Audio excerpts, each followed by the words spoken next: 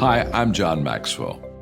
When the top companies in the world are looking for trainers, speakers, and coaches, there's one name that stands above the rest, and that's Maxwell Leadership. Our certified team members have gotten proven results for companies all over the globe, and our reputation, I'm proud to say, is second to none. Some of our members have risen to the top of their profession, including the one you're going to meet today. I proudly introduce you to my friend Bob Fabian Zinka. Welcome to the Leadership and Success Podcast with your host, Coach BZ, where we help you lead with purpose and succeed with impact. If you're ready to grow into the kind of leader others want to follow, this podcast is for you. If you're determined to elevate your success and leave a lasting legacy, this podcast is for you. As my mentor, Dr. John C. Maxwell reminds us, everything rises and falls on leadership. Our goal is simple: to inspire you, challenge you, and equip you with insights that can transform the trajectory of your leadership journey. Welcome aboard to another episode of the Leadership and Success Podcast with Coach BZ.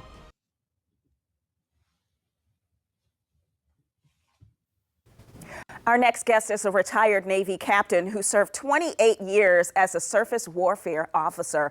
He now works in maritime defense and has just completed his new book, Championing Organizational Wellness, as he explores best practices to coach and connect the next generation of leaders across diverse cultures. Dr. Anthony Simmons, thank you so much for being with us. Thank you. Thanks for having me. And here's the book here. And talk to me a little bit about what you see today as the most pressing issue to address as far as leadership. Okay, the book titled Championing Organizational Wellness, as I see the key issue today is actually connecting people, having people to appreciate each other. I like to think that leadership is upside down in the sense that you have leaders that are really actualizing through their aspiring leaders. So they need to be able to connect with their aspiring leaders where they are in order to help them and reach them.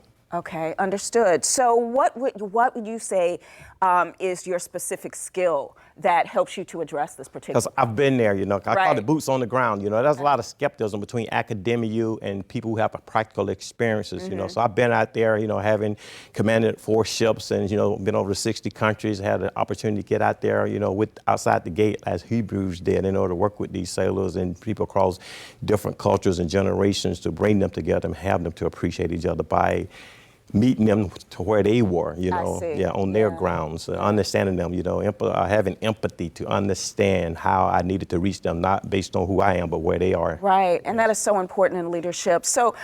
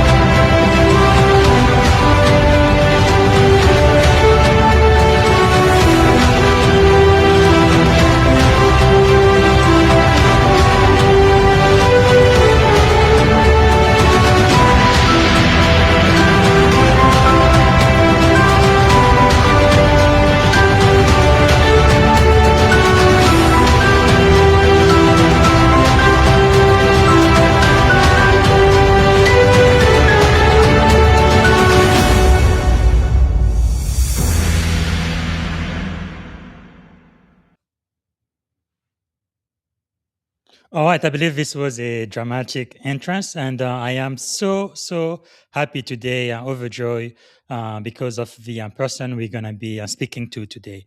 I think this is going to be probably one of the best episodes of the Leadership and Success podcast. I think this is going to be a masterclass, really, in humility and servant leadership, and I don't think there's anything more important than that. Okay, so before I introduce my guest, as you all know, we start with a moment of gratitude, and part of the reason why we do that is because 22 service member and veteran commit suicide in America every single day.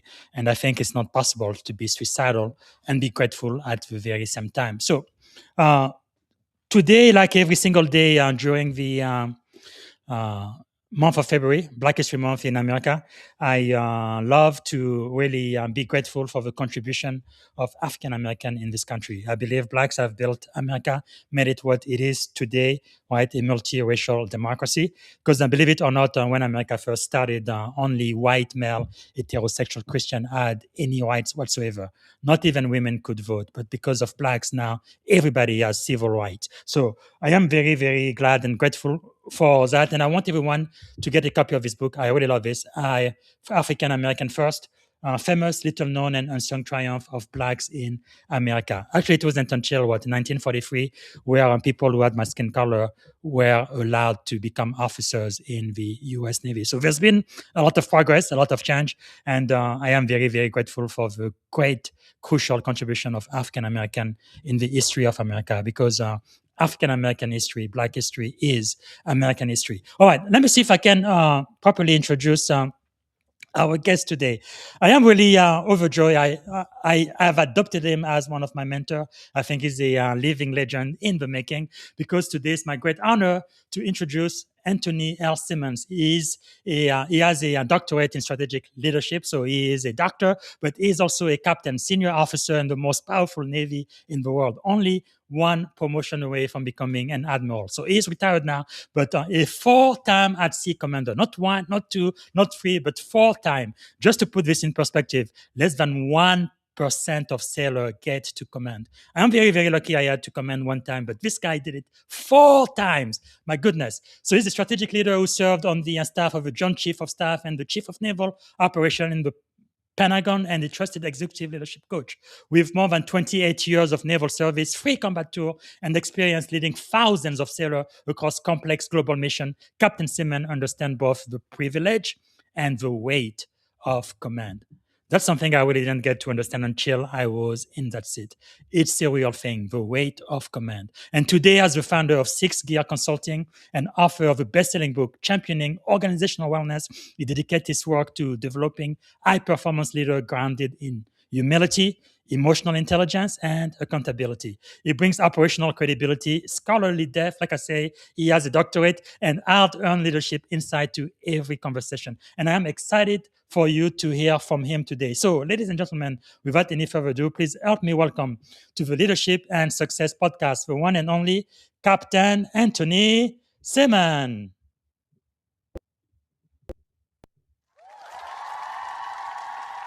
Here we go. Good afternoon, Captain. How are you doing today, sir? Fine, Bob. How are you doing? As I call you Great. Coach BZ, if that's appropriate. It's such a great privilege and honor to be talking to you today, sir. I think especially my junior officers who follow me, they're going to be learning so much from your example. And just to get started, sir, what is one thing you are grateful for today? First, I'm grateful for you. I'm gonna start there. Okay. I look at your example, your accomplishments, your servantship. I used the word servantship. I coined that when I was doing my doctorate, because I don't believe in what they call servant leadership, because leadership is I think it's a paradox. So I call it servantship. You have to serve, but there will have been others before yourself. And also your really strong work ethic, and it is really staggering. So I like to say BZ to BZ. Okay. Thank you, sir. Yes. It means a lot coming from you. I do appreciate that. Although my mentor told me the minute you say you are humble, you are no longer humble. But I am really humbled by what you said. Thank you, sir.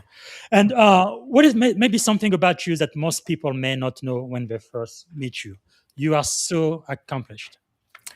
You know, what I often get, I was listening to Tina Bova, and she was like, what's really important? Your superpower is what people think of you. So I really like that question. What do people really think of someone? And what I get most often is how humble I am. And I don't say it because it's the operative term, and also the ability to exercise empathy. That's a common word nowadays, but I feel like I have an empathy gene. I got the empathy DNA.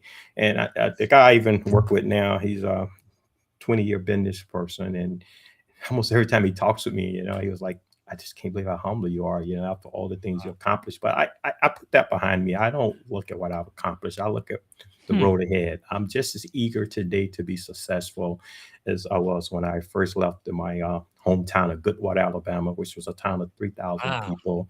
And it was very humble beginning. But I tell people, I was not deprived because I was very enriched by the culture and the surroundings of the people Wow. that I had to influence me there in Goodwater. But that's where my humility comes from, just Mm. being from Goodwater and staying grounded in my roots. You know, they said once you cut your roots, you discontinue to grow. But I never Yes. disconnected from that beginning, and I still reflect, Wow. from the day I left until today. So you don't know where you are in life, how far you'll come, unless you can measure that from where you really originated from. So Mm. I remain So grounded powerful. So powerful. in that value system. Well, I feel like a fellow Alabamian with my crazy accent because when I came from the state, I was 17 years old. I lived in Tuscaloosa, Alabama, all tight, all so not too far from where you grew up. And Alabama, California, it's almost like two complete different countries at times. But I definitely learned a lot. Good people there. They do have a very complicated past over there, but yeah, God bless Alabama for sure. But something you mentioned about humility and achieving so much. What do you think keeps you grounded? Why do you stay grounded even after everything you've accomplished, not just in the Navy, but in academia and best-selling author and everything else you have done in life? I credit my parents and once again my surroundings. And life is really about people setting you up, for the future and just having self-confidence and self-assurance. And it goes back to Mm. your Maslow hierarchy. You have two stages there. You have the foundational piece and the other progression piece where you got psychological safety piece, and then you have actualization and progression and esteem. You look at those models there, and if you establish in that regard where you got a solid foundation, you have no reason to grandstand. You have no reason to seek out, assurance through others. You're in a position with that foundation to really serve others, and that's the key to being a servant. And it's so I think I look at myself three-dimensionally. Okay. One is having the empathy gene. How do you care? What's your Myers Briggs? How do you assess Yes. yourself? What are you really made of intrinsically? Then the next piece is my experience, going out there, getting after the opportunities in life. And Mhm. then part three is being a scholar practitioner. That's growth, taking advantage of platforms, looking at my high school, what opportunities are offered, looking at my collegiate days, there, even as a collegiate athlete, still stand in the Wow. classroom, staying grounded in education. Then joining the Navy, man, what a blast. I mean, just the opportunities to grow and be the person that God meant for me to be. Everything Wow. was there, just the nature and the lay down of the Navy profession, how it's a graduated process of becoming a senior officer. So Wow. that's what keeps me where I am today. It was just the maturation process that I experienced and staying grounded in that and just staying hungry and Mm. just looking at your instrumental values, that you have to look at. Are you willing to align your instrumental values, doing the things, doing they said the ends, Yes. justify the means, and putting in the work to get to that next level, Wow. to reach your terminal values. So that's what keeps me there. And there's still so much to offer, I mean, and I think everything in life happens for a reason. Like in the Navy, I was Yes. one step from making admiral. I was on a short list, things was going really, really well. It only takes, just one condition or just a surrounding sometime. In my Mhm. case, it has nothing to do with my performance, my behavior. It just distills down to trust and Yes. building relationships. You got to really build relationships across all groups. But I Wow. had some convictions that worked against me because, I felt like I was going to stick, what I believed in, just doing right. And if Mhm. I said, Colin Powell once said, if people don't like him because of his race, that's not his problem. It's their problem. Yes. But what I've learned over time, though, we talk about meeting people where they are. I talk about it in my book. And one Mhm. of the biggest takeaways I want this group to learn, you have to really foster and facilitate relationships. You have to meet Yes. people where they are Mm. across all groups. Okay. Some people say, I made a comment when I was I worked in human resources, also in militant. So I had some Wow. really powerful leadership experience. As a senior officer, I went out and mentored, officers in the fleet. I designed training pathways for, Mm. officers going off to on the surface fleet there. And so I heard a comment once when people say perception is reality. I don't believe in that term. I think that's inaccurate statement because you're saying it's okay to stereotype Mm, people if you say that. You have to get to know yes. people where they are.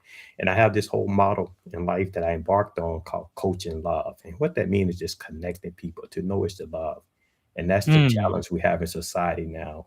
We don't respect and appreciate people because we don't know people. And that wow. and that goes back to Congressman John Lewis. He had this Yeah. model. He always talked about DB love community, DB love community. Hmm. And that's a call to action.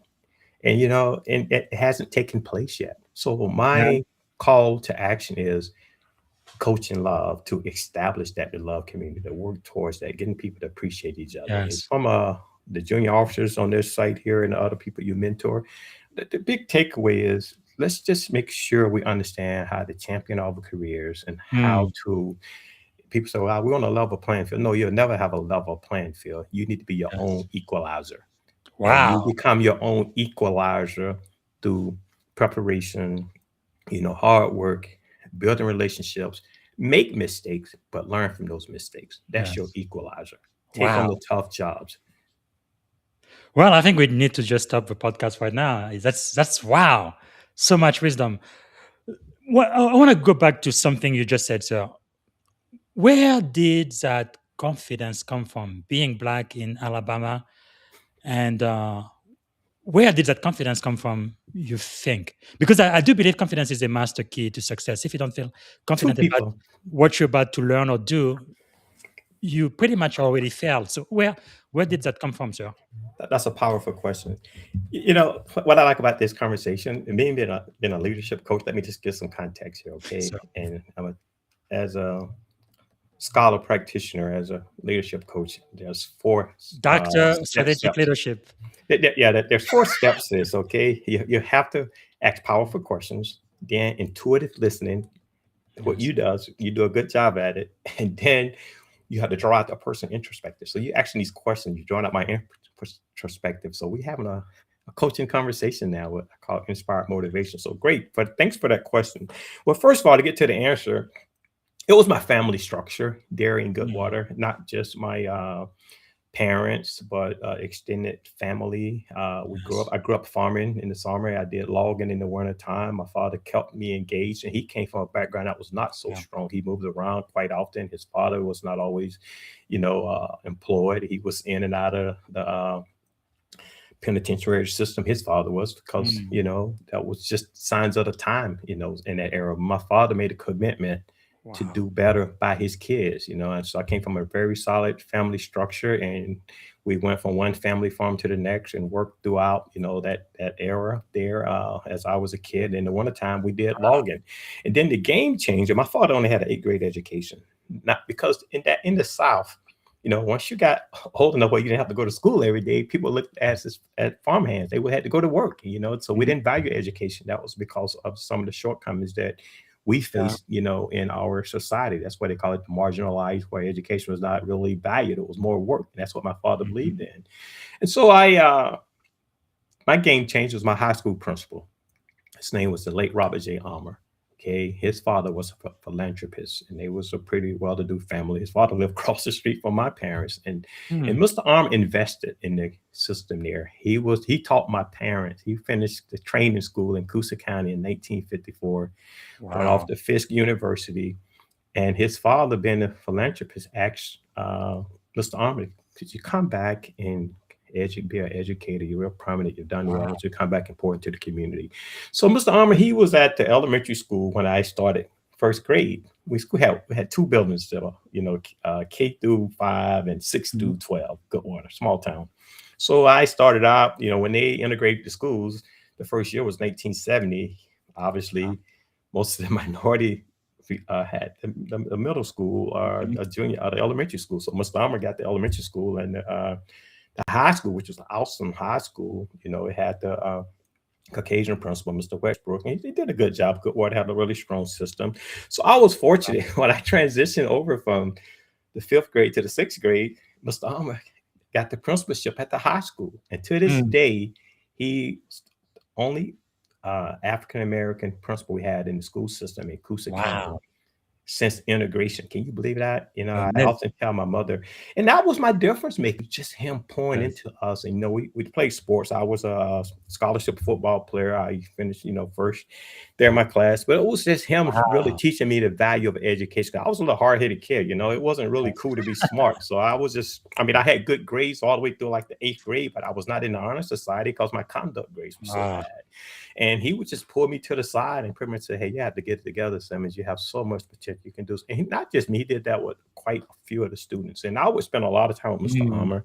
Then he had a brother that was oldest junior that was he was one of the morticians there. And they would Yes. go down the Lake Martin area. They had the nice boats, and I would get invited, from the time I was like 16, Wow. 17, just having that underpinning and that appreciation. And he would come to my football games off to college. So I just really had a really strong support structure that instilled in me. And Hmm. Mr. Armour, and when it came to servantship, he didn't really care so much about himself. He was really about the students there. And he would Yes. tell me, he said, Anthony, he said, Wow, that's my amazing. he said, my interest is really not myself. He said, it's watching you guys excel.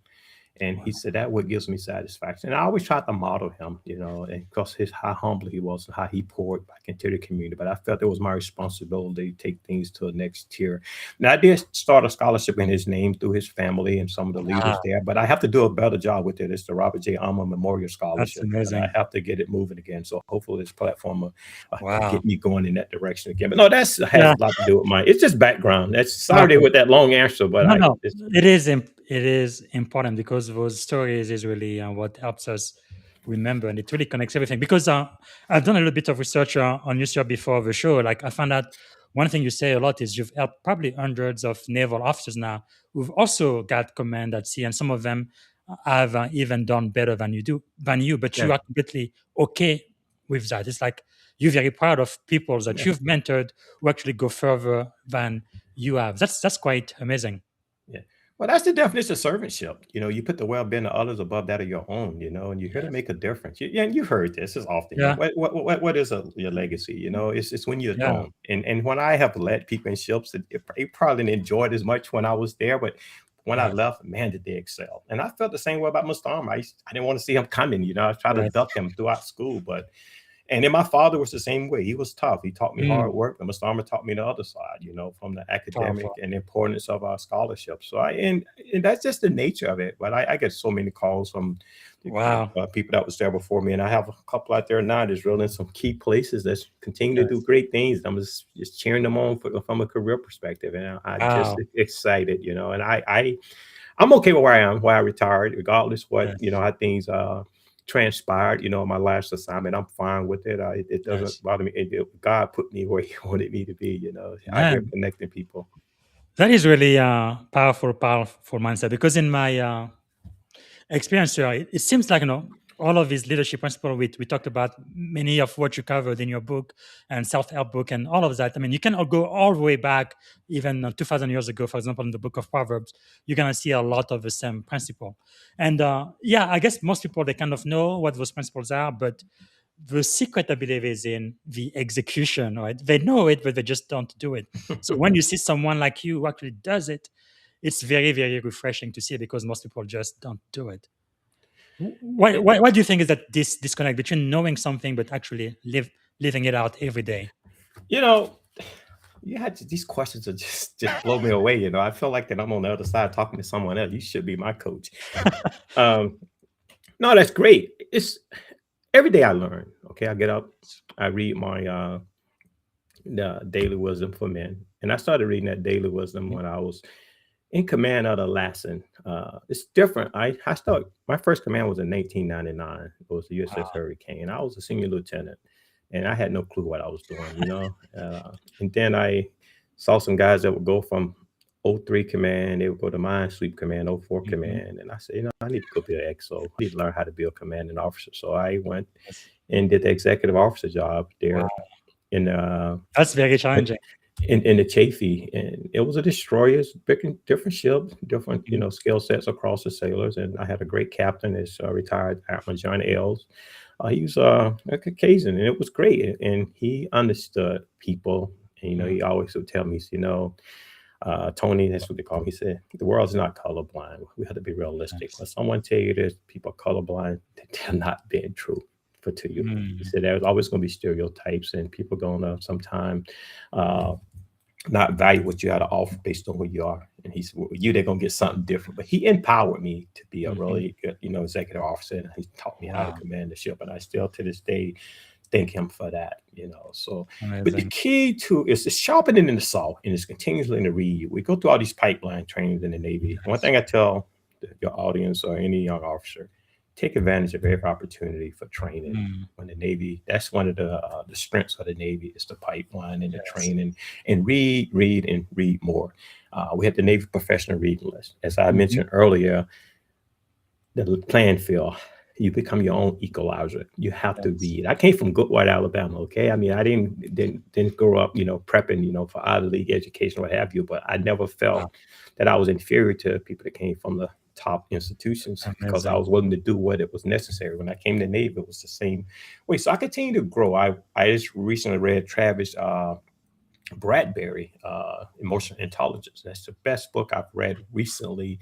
For is what you call operationalizing or internalizing, Yeah. how you go about, improving yourself. So between that devotional reading and emotional intelligence, because you read through there, you see so much stuff. You talk about simple stuff as Mhm. name dropping. You just little small subtle things, how you interact with Yes. people. When I say meet people halfway, we think that it's those people that we are mentoring, lead. No, it's not those Mm. people. It's the same with the people that's your seniors. You have to meet them Yes. where they are. That's the relationship piece. I didn't do a good Wow. job, as a senior officer. So I spent my last 10 years sort of walking on eggshells where there was really no trust, within the people I was working with. And when you get in an environment where there's no trust, Mm. it's not only does it slow decisions, it makes poor decisions. You become indecisive. You start doing self-preservation, and that's when it leads to those, situations what I experienced. So the key is just to grow your emotional stamina.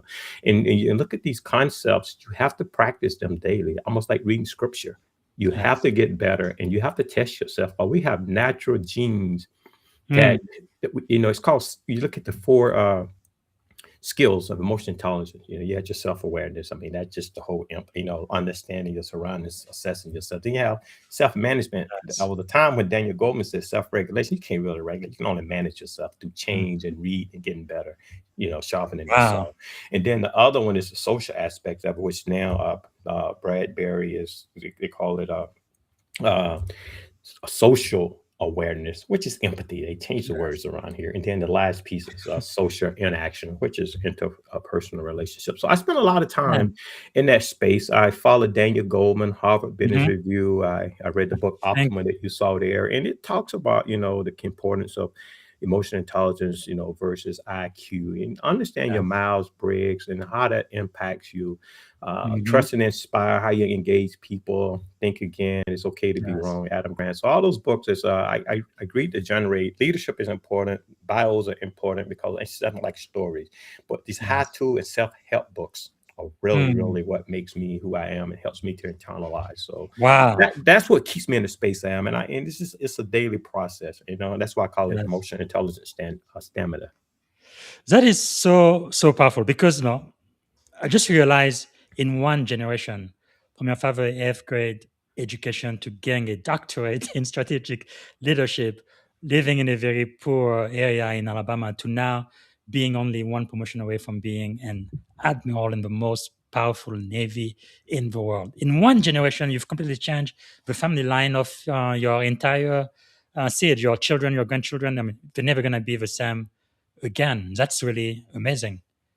Wow. Well, thank you. And that's the Powerful. plan. I mean, if like I said, I follow a lot of people over time. Yeah. Some people that even like Charles Barkley. I read his book. Mhm. Who Afraid of a Large Black Man. I think it was a really cool book. Yes. I may be wrong, but I doubt it. But he talks about the generational change and like Mhm. generational wealth and what particular cultures pull back into their Yes. they're young people, and he has a lot of true statements in Wow. there. And sometimes I just try to look at the model, the ones that make more sense. I want my kids. Powerful. I just feel my ceiling should be my kids' floor. They should start from that Yes. springboard. So, and I'm sure you Wow. heard that, and that's a lot of platitudes out there. But at the end of the day, that's how life is, and I Yes. sacrifice for my family. Like that's just about mine. It's not about me. So Yes. I've Wow. I've had opportunities, and now it's time for them to shine. So. Powerful, powerful. Well, I mean, for those listening right now, I know this wasn't really planned, but I think it's very important to talk about these things because somebody who might be listening right now might just hear one word from you, sir, and be inspired, get really the insight, the inspiration they need to pretty much change the rest of their lives. It's incredible. So, why did you join the Navy? How did that happen? It was I used to always say it was an accident, but one of my mentors, actually my math teacher, said, "No, man, it was your destiny." So it's called blind luck. I didn't want to have Mhm. anything to do with the military. When I was in college, the ROTC unit, which now brought me into the Military Hall of Fame, that Officer P. They said, "How did we miss you?" I was just there for the ceremony in 2023, and the guy that was there, his name was Ted Crozier Jr. He was over the Wow. unit. He was an Army officer. His father was a Ted Crozier Sr., who happened to be the mayor of Clarksville, Tennessee. And Wow. long story short, reading Colin Powell's book, and he actually was stationed at Fort Campbell once upon a time, and Mhm. he had worked for Ted Crozier Sr. So when I was there, Ted Crozier Jr. Wow. was to be around. I haven't seen Crozier since 1987, 88, but they was recruiting me. He said, "How did we miss you?" I said, "You didn't miss me. You recruited me, but I didn't want to have anything to do with the military." So Wow. I finished up at Austin P, and I just didn't, I had a Which, degree in by the way, you were inducted in 2023, right? yes, In yes, the I was a Hall of 19th Fame. member. Yeah, it That's was pretty amazing. Wow. Yeah, it was a second class. Thank you. Yeah, so it worked out. So after that, I just realized, you play college collegiate sports and you don't have any work experience. So I was like, man, I was overqualified because I had all this Yes. education with no work experience. Then I was talking to some of my remember Kappa Alpha Psi fraternity. I went to a convention down in Tallahassee, and I was talking to a lot of the Kappas from the Redstone Arsenal area up in Huntsville, who happened to be military Yes. officers. And they was like, man, you Wow. need to join the military at least for 3 or 4 years and get some credentials, and once you get that, you could pretty much write your own check. So Wow. I said, man, why not? I joined the Navy. I went down to the recruiting, and they said, well, you qualify for the nuclear engineer program. And Wow. then I was a nuclear recruit. I had this surface warfare guy, Preston Jenkins was his name, and he happened to be a black guy. So I had two recruiters calling me on separate phones there, and so it worked out. I had no clue what the surface warfare community meant, and we just had the incident down at Panama, and Mhm. our Navy was really prone to accidents at sea, and my family we landlocked. They didn't have much Yeah. interest in me going to the Navy. They said, you went to school and now you want to go in the Navy? You could have done that, out of high school. So, anyways, Jenkins, he was a lieutenant. He pretty much he connected with me. That's the key. Yeah, Yes. that's why I mentioned the two recruiters. He connected and Mhm. talked to me about the opportunities there and just shared a different life. Amazing. So, long story short, 2 months later, I was on a plane from Goodwater, Alabama to Newport, Rhode Island. Man, I Oh felt I my flew in, I goodness. felt I flew into the ocean. I mean, all that Yeah. water up there. I was like, what Yeah. have I gotten Yeah. myself into? So So let me ask you, that's how sir, it happened. did you know how to swim before you went to officer school? Did I say again? Did you know how to swim before you I went? knew nothing. I didn't know how to swim. I never seen an aircraft carrier, you name it. So I had to go. I had to go through swim EI, extra Oh my instruction. So goodness. yeah, Me every too. morning. Yes, every morning, like at 5 a.m. I was like, dang. That But is that is crazy. I don't know what's up with black people trying to get in the Navy and we don't know how to swim.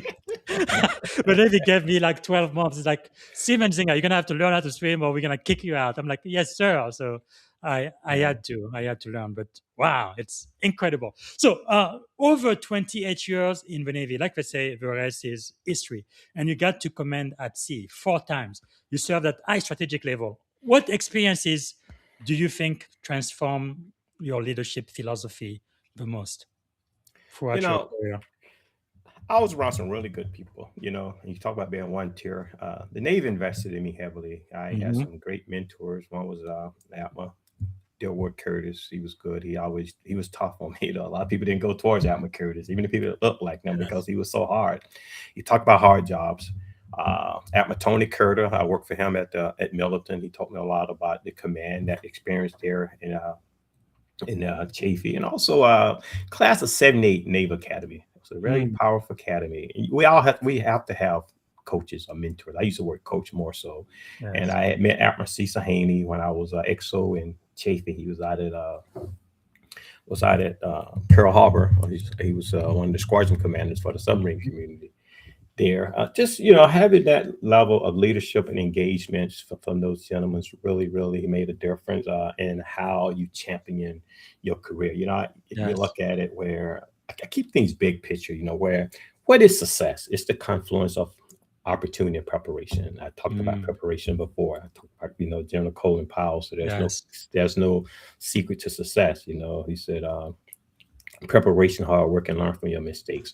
But what officers got to understand, I had this challenge when I was working at the Bureau and talking with officers about taking tough jobs. Even some of my contemporaries, their first SEA assignment, they wanted to take the easy jobs. They done every day at noon, and they all happy. But I just looked at opportunities to grow. I went to Navy graduate school. I took the tough assignments. I just kept grinding, and it all worked out. So I say earlier, where success is the confluence of preparation and opportunity. Preparation is on the individual. You have to, pour into yourself, take tough jobs and build your instrumental values, comes from work ethics, all the stuff you're doing. You talk about me and what I'm doing. You're very, I'm sure it took quite some time to prepare this, this interview, and you're mentoring, you pouring back into the people. So preparation is on the individual. Now, the hard part is opportunity. That's on the organization. That's where the career championing comes in. And that's what I had from that class of 78 from the Naval Academy. I would go to the NNOA conferences. That's when we really grew each other and offered a platform to help, the officers understand. And I was humble. We was humble. We reached out to the senior officers, and they was there for us. When I was in D.C. at the Pentagon for 5 years, I was the vice president for NNOA. And I just really couldn't get, some of the junior officers to really come aboard, to really talk. And maybe it was not their fault. Maybe we didn't present the right platform, like join up, just a social set. Maybe we didn't connect with them really well.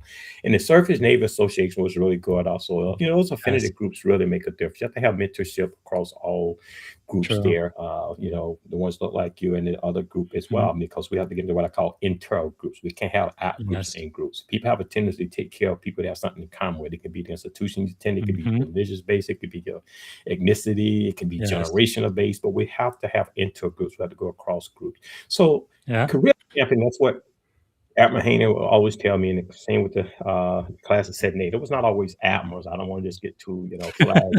I had some, I learned from a lot of 04s and 05, 06s. But the key is make sure I had the right assignments, make sure they was working behind the scenes. I had to do my part, but make sure I got into those positions. Even when I was in ships as a junior officer, I didn't always get the opportunity. I was always behind on my surface qualification because I didn't get to move around from certain watch to the next.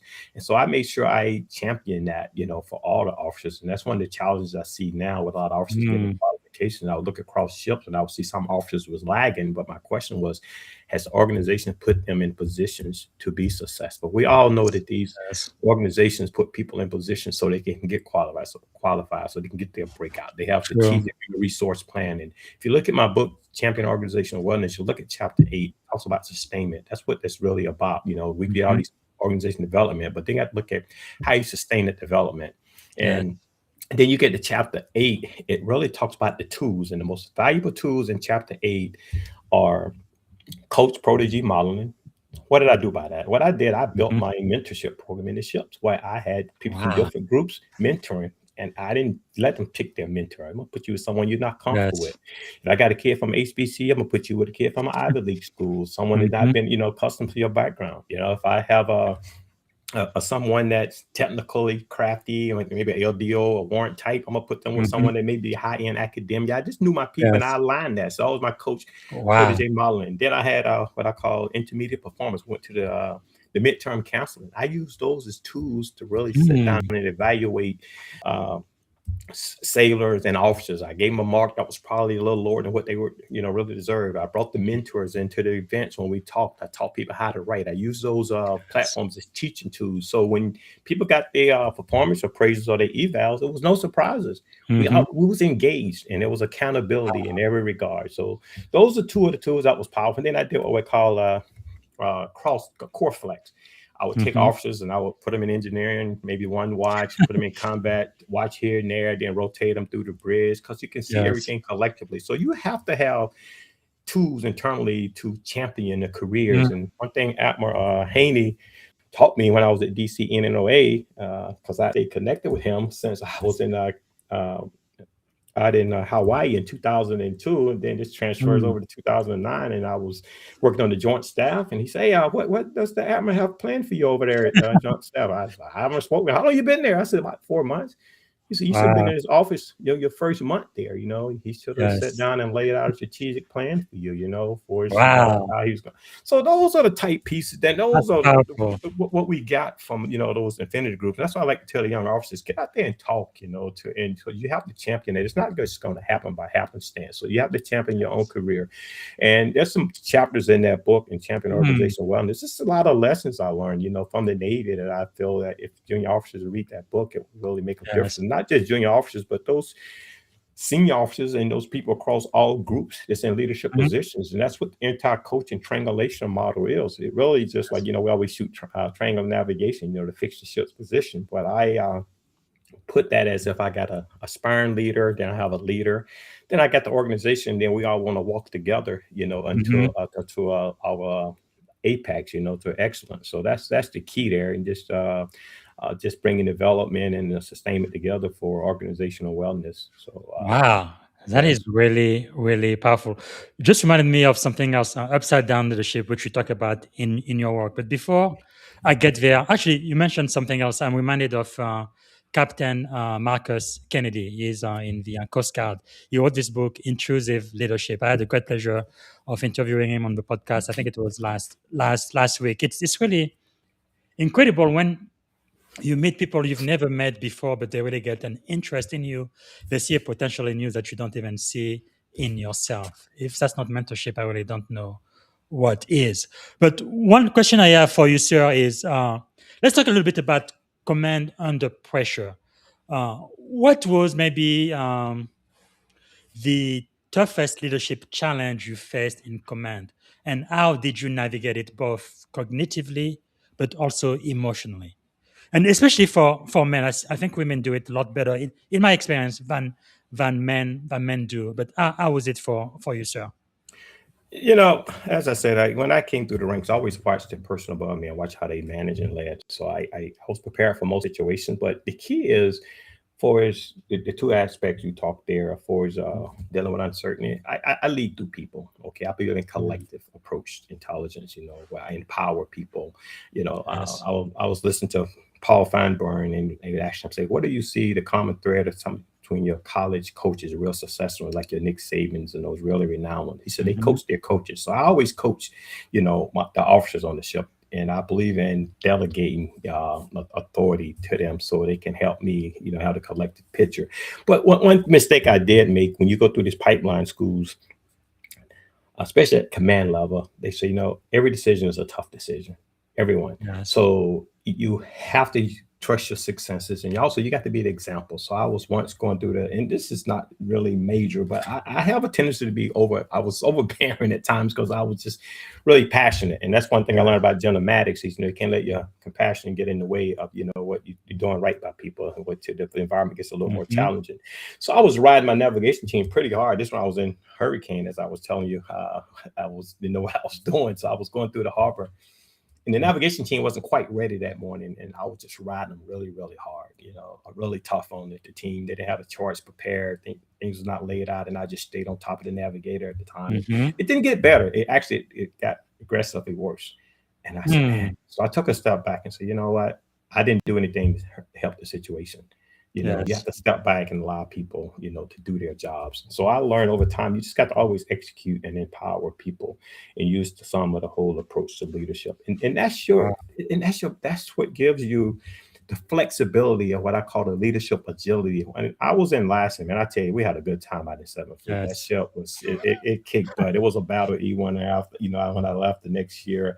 I Yeah. had the most chiefs promoted while he was there. I had one sailor got Wow. sailor of the year off a ship, over the entire Pacific fleet. I mean, they just, That's, just knocked down mountains. And it was all about the crew, man. They would, and I learned how to really just put matters in their hand, and they delivered every single time. So, and why did I say that? I was in 7th Fleet, and you always say, what's over the horizon?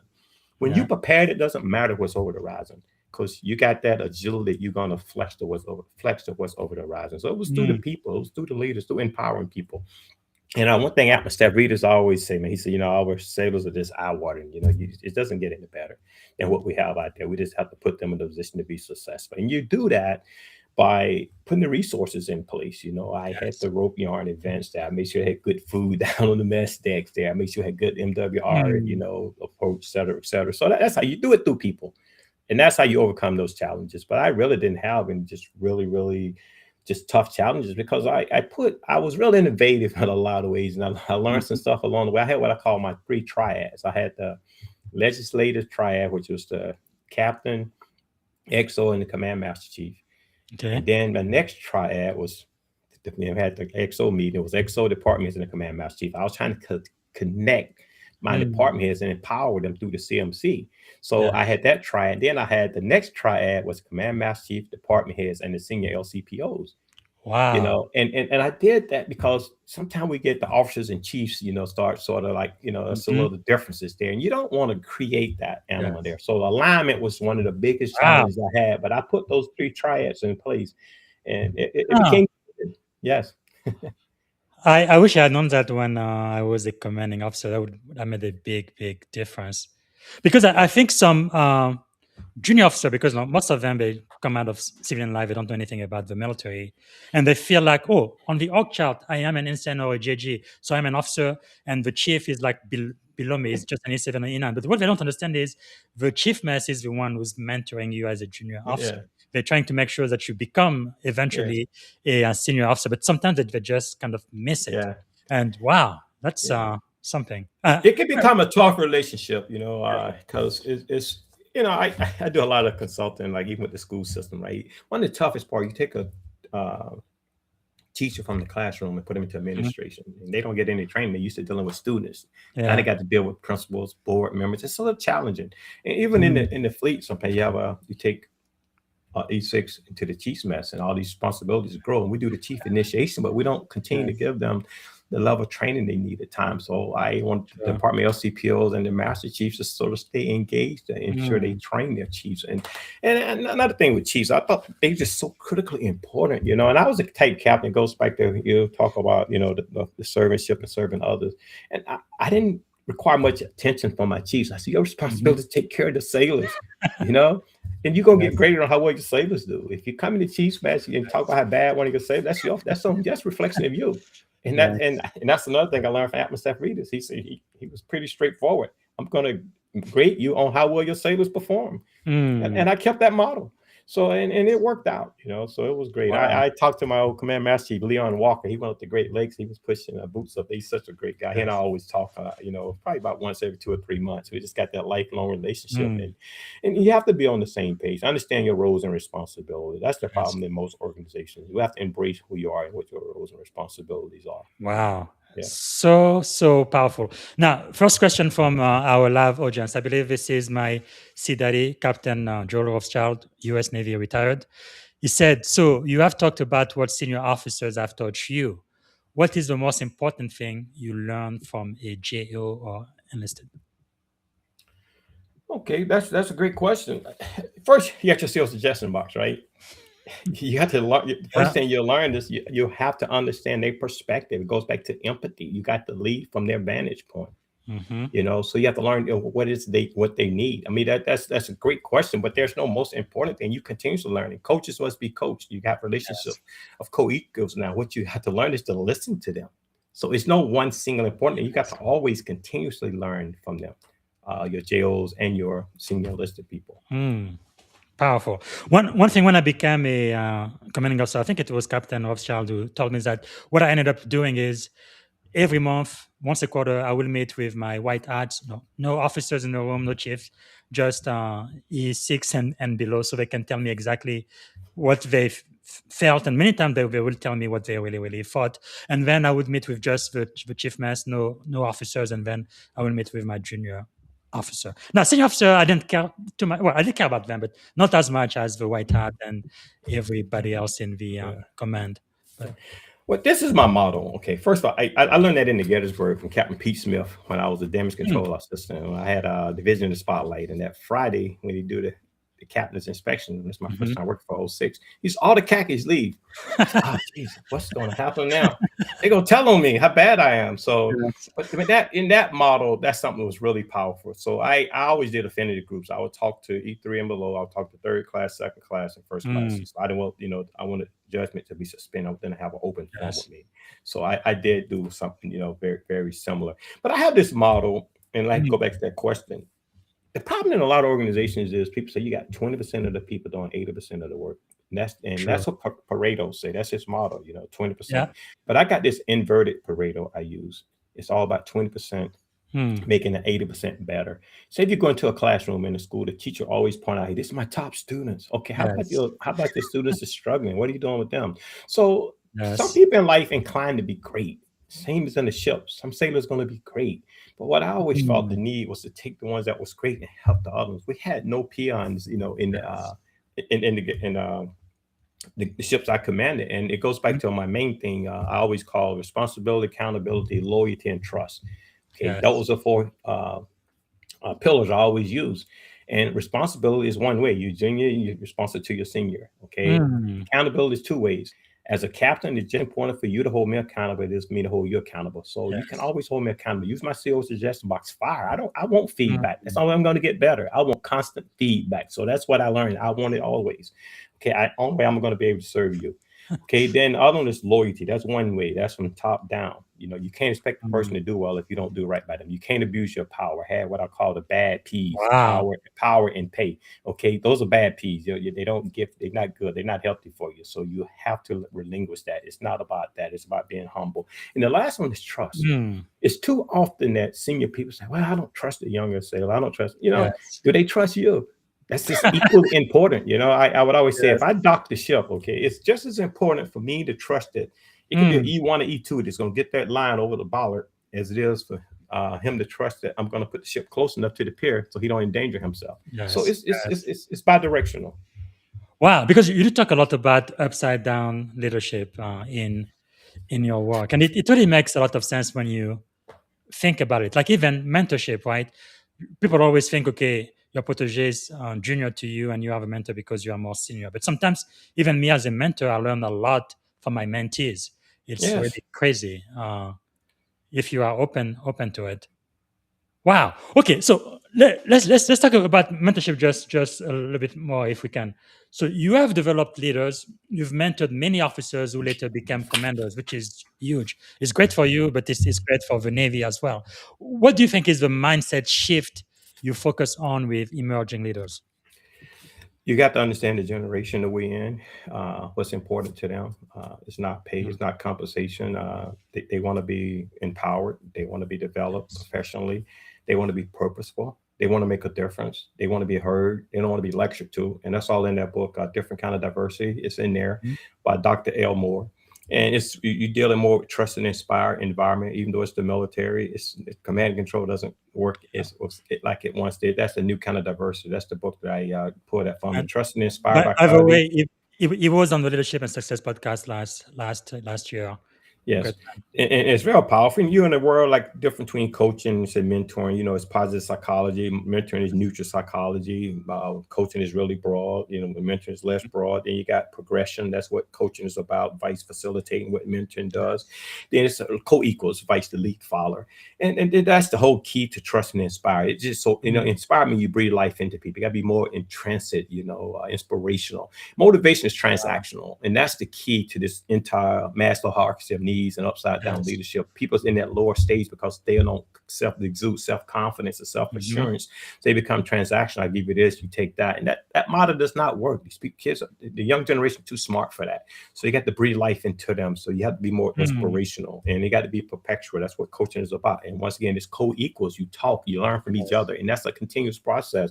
And my model always have been a leadership coaching model throughout my old command years. I always listen to people, always, because you got to always learn from people. So I've just learned a ton from my successes come from junior people, not the senior people. Senior people told me what not to do. The junior people told me what to do. That is powerful. I'm going to get another question from the audience. So this is from Daniel Young, very active member of our tribe here. He says, okay, Captain Simmons, as I am architecting Honor Mode Press LLC, that's his business, I am looking at the DSL approach to veteran empowerment. How do we ensure our safe haven infrastructure is built for strategic foresight rather than just tactical survival in this AI-driven world? Because you do have a doctorate in strategic leadership. So what's the difference, strategic and tactical? Okay, it's interesting. Technical is definitely, that's an enabler for people, for relationships. It's at the technical level. Teams are at strategic level, long term. But the technical, we got to look at AI. It's like you look at, first, I think we're abusing AI for the most part. You know, Yes. it's an enhancer, it's a multiplier, it slows the decision cycle, what have you, et cetera, okay? And at the technical level, you can use that in order to slow that decision cycle. But from a strategic perspective, you have to keep the man in the loop. You have to have human intervention. When I went through surface warfare school, Captain McDonald, the Captain Swash, he told the department heads, he said, so this will always be an analog work. You're always going to need man in the loop. So you have to use, and I did a complete experimentation. I did a lot of data analytics over Naval Warfare Development Command after I retired. We just misusing AI. We got to have human intervention. We got to have the basic people skills. That's what sixth gear consulting is about, the sixth sense. And I built that when I was in Joint Forces Staff College, because it's in an organization relationship. We cannot burn human skills. So hopefully that guided, you know, at the end of the day, it's at the technical level, you got to have man in the loop, and you got to keep AI, you know, manage it as a multiplier and enhancer, not enabler. Enabler is the human being. Wow, that is a good way to look at it. Let's talk a little bit more about your best-selling book, Championing Organization Wellness. Why did this book have to be written? Because everything I just told you is in that book. Okay, I took my military career and I just captured in a transcript. When I was going, you know, some people go get doctorate degrees, right? And they'll go to schools. Well, they go to schools. They go to schools that we call the fly by night, where it's just you know, to get the rubber stamp. You can get that. People, if you give people money, they'll give you a doctorate. Okay, I went to Regent, and some people discouraged me from going there. They're gonna work you really hard, and they did work me hard. But that's how I want to learn. You know, I got this leadership. So I want to take my leadership experience and I wanted to formalize it. And in that book allowed me to do that. If you look at each chapter in that book, what we talked about throughout this podcast here, that's not a pyramid. That's I just put the pieces in as they fit. You know, I talk about, you know, assessments. We have to assess. That's how you do self-awareness. That's emotional intelligence. You have to get better. When people say location, I say it's self-assess.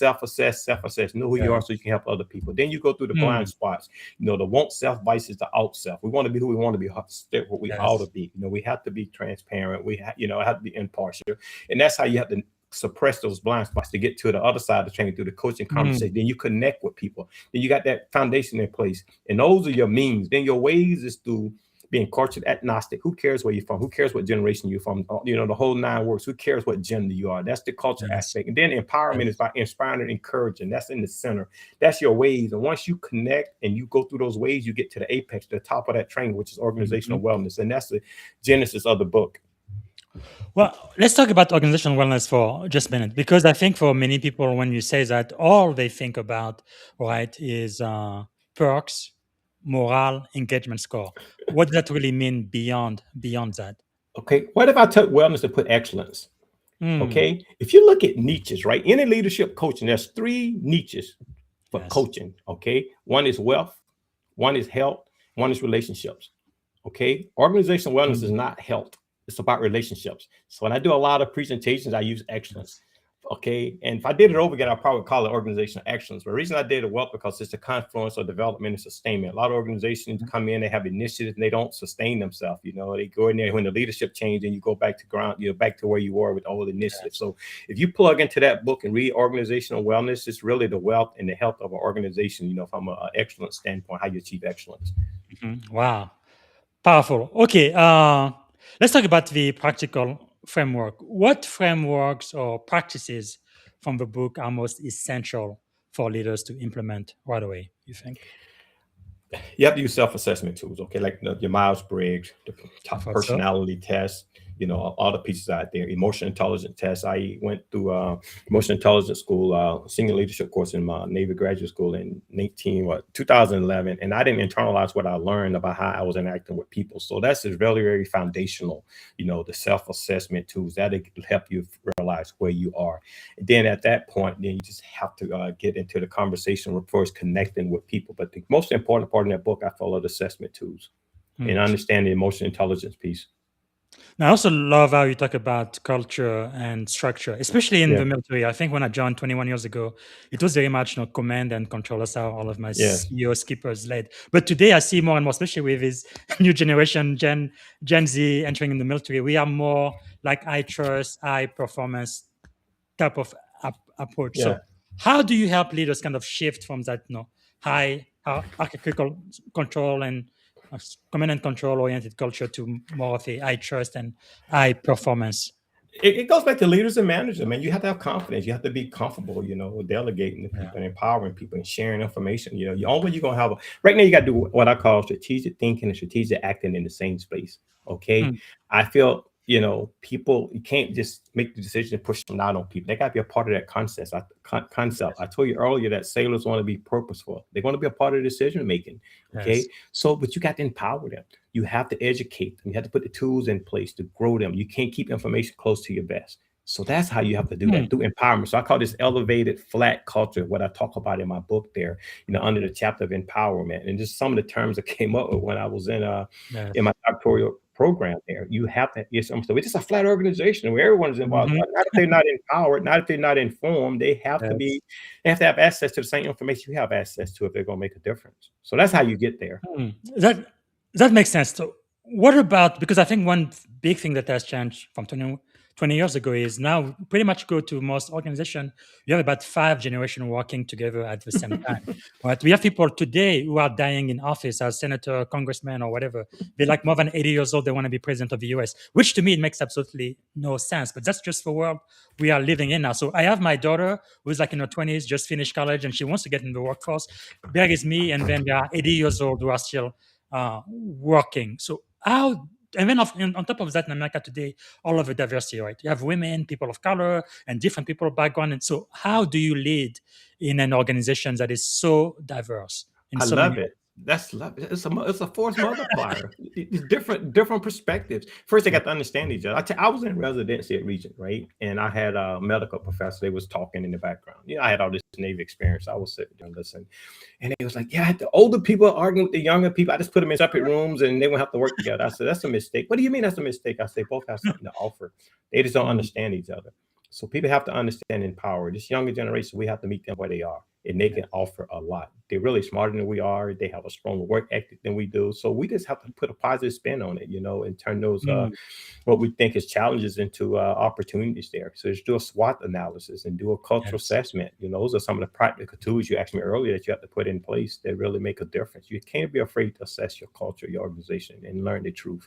And, you know, you look at, you know, a world where there's uncertainty, you have 4 culture types. You got a hierarchy, you got a clan, you have a market culture, and then the other one I won't think is I think adhocracy, you know, where you just adapt. You got to do blended cultures now, you know. I mean, market is what business is about, making money is about numbers and dollars. I was in the gym listening to a doctor talking to one of his older patients. They just happen to run into each other, and the doctor say, yeah, I get frustrated because all they want to do is look at numbers at the hospital, and I worry about my patients. So it ain't about numbers, it's marketing. Everything is built on numbers now, college coaching, everything. So because they're driven by numbers, that's the market culture.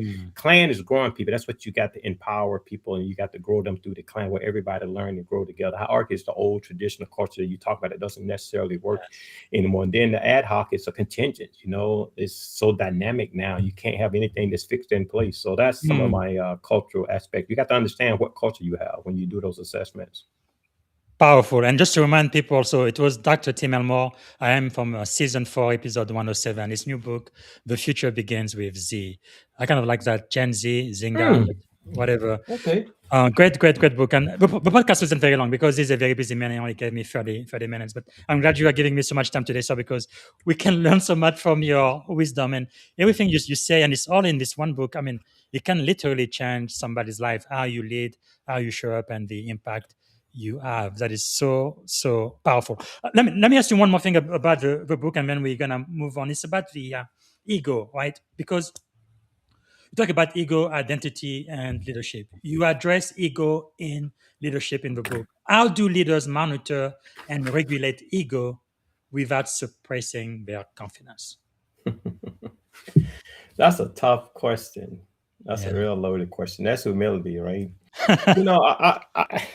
You know, ego is very interesting. That's something you got to teach on, like emotional intelligence. You manage that through emotional intelligence. Yes. Okay, as I said earlier, it's two aspects to success. Okay, you got to learn what it takes to be successful. You got to learn how to be successful, keep your ego in check. And I probably was guilty of that myself. That's probably why I let my guards down. And that's why I always tell people, stay keenly aware of your environment. Every day, understand where you really are and what your responsibilities. And I'll give you another aspect of ego. When you come on board a ship, you're the captain of a ship, and you see books, this is my ship. I always felt it was a sailor ship. I felt I had more responsibility than I had an authority. So that's how you have to manage it. You have to be very careful, but it's about self-management. Just think about that aspect, self-assess, self-manage, you got to constantly do that, because we can all get into this ego, perspective there. It goes back to Adam Grant book, Think Again. It's okay to be wrong, and that's something we have to work on. And don't let it bother you when people check you on something, that's the area that I have to really, work at often. So understand your weaknesses. And just drive towards them. So humility is something you have to do yourself, because if you don't, you're going to have some embarrassing moments. One of the pieces of advice I got is when you cross the briar and one on the ship, if you don't want to have a humiliating experience, you need to check your ego at the brow. Otherwise, you will leave that ship humbled that day. So you don't want to get humbled that way. You want to be self-humbling. So it's just something you have to constantly do strategically and conscientiously, and just know your tendencies as a person. I think, again, Adam Grant, he talked about the imposter syndrome and armchair quarterbacking. He said imposter syndrome is what people have more competence than they do confidence. And then the armchair quarterback is the tough one. People got more confidence than they do competence. Yes. So you got to have a balance, man. Life is about balance, really a balance, and staying grounded. That's the biggest advice I can give you. Just stay balanced. That is quite powerful. Okay, last question I'm going to ask before we move on to the last segment, because we are already out of time, but I asked you earlier, you said you could give me more. So I'm much fine. that, sir. Let me ask you this, because I think this is very important, especially in the age of artificial intelligence we are living in now. So many changes, and there is a lot of automation and robotics, and people are afraid for their jobs, for tomorrow. So much uncertainty and ambiguity. How do leaders model integrity in the age we are in right now, when organizational incentive reward result over values? I would say this, oftentimes you ask people questions, they feel like they know all the answers. And I'm going to give you the best answer to that question. That's a work in progress. And some of the leadership modeling that we have talked about throughout this whole process ties into how do we do that. First, we have to get our head around what is artificial intelligence compared to the human. We have to value the human being, first of all, and we have to know the gaps in artificial intelligence. People get so excited about new tools and new toys. Okay, they just want to take it and run with it. They can save the world. I can cut people and this and that. What are the unintended consequences? We have to look at that. We have to measure that. We have to do assessments on how we apply these tools. And a lot of people just don't really understand the gaps, with these tools. That's why we had 9/11. We had this information repository, just tons of stuff out there. But how do you apply that? And when I did my thesis when I was at Joint Forces Staff College, I came to this whole 6-year consulting then I did an interorganization relationship. So we had a repository information, but we didn't know what to apply.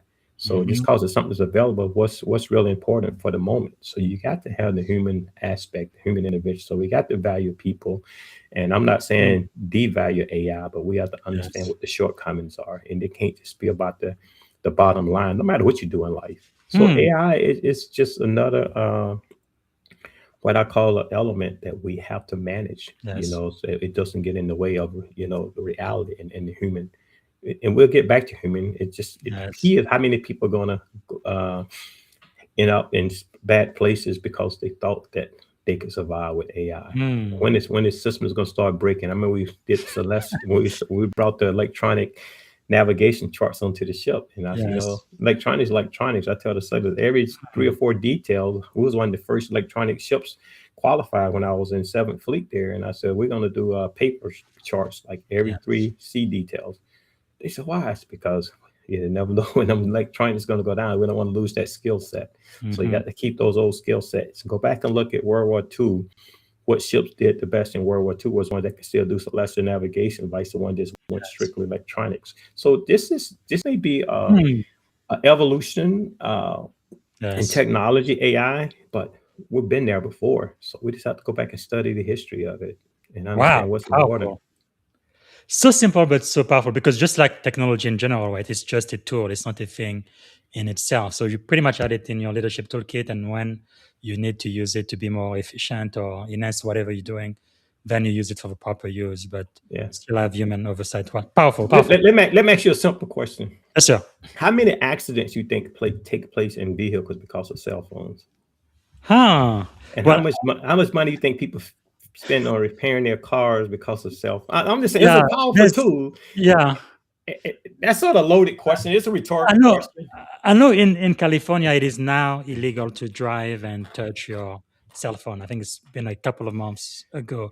There's definitely a reason for that, especially with younger driver. We get so distracted. So they put permissives in place, right? So that's going to come the same with this AI. At some point, they're going to be permissive. Like I work for a community college, Navy Community College, right? And one of the biggest challenges we have now with integrity is students, using AI to do their work.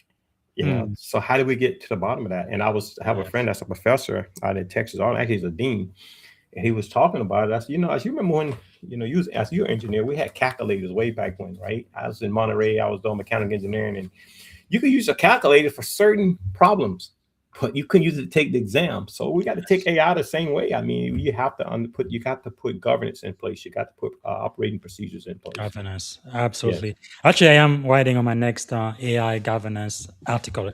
Hopefully, it's going to be published this weekend. We definitely need it now. I think it's really critical, especially in the US. I think the European Union is a little bit ahead of us, but so important, because the truth is, even AI technically has already caused the death of a couple of teenagers in America. It's really crazy. And think about privacy, like what I think about as a technologist. I have kind of like a 5-pillar framework. It starts with governance, security, which is my thing, but safety, privacy, and ethics. And I feel like America right now, we are really behind, and hopefully, we are going to fix this. But anyway, so let's get toward the last segment of the show. That's where I kind of try to get into your head, sir, and look at all of the leadership principles you've been able to really live by that have given you all of the success you've been able to enjoy. So, starting with, what do you believe is the greatest lesson you have ever learned in life, in leadership, in general? The importance of relationships and trust.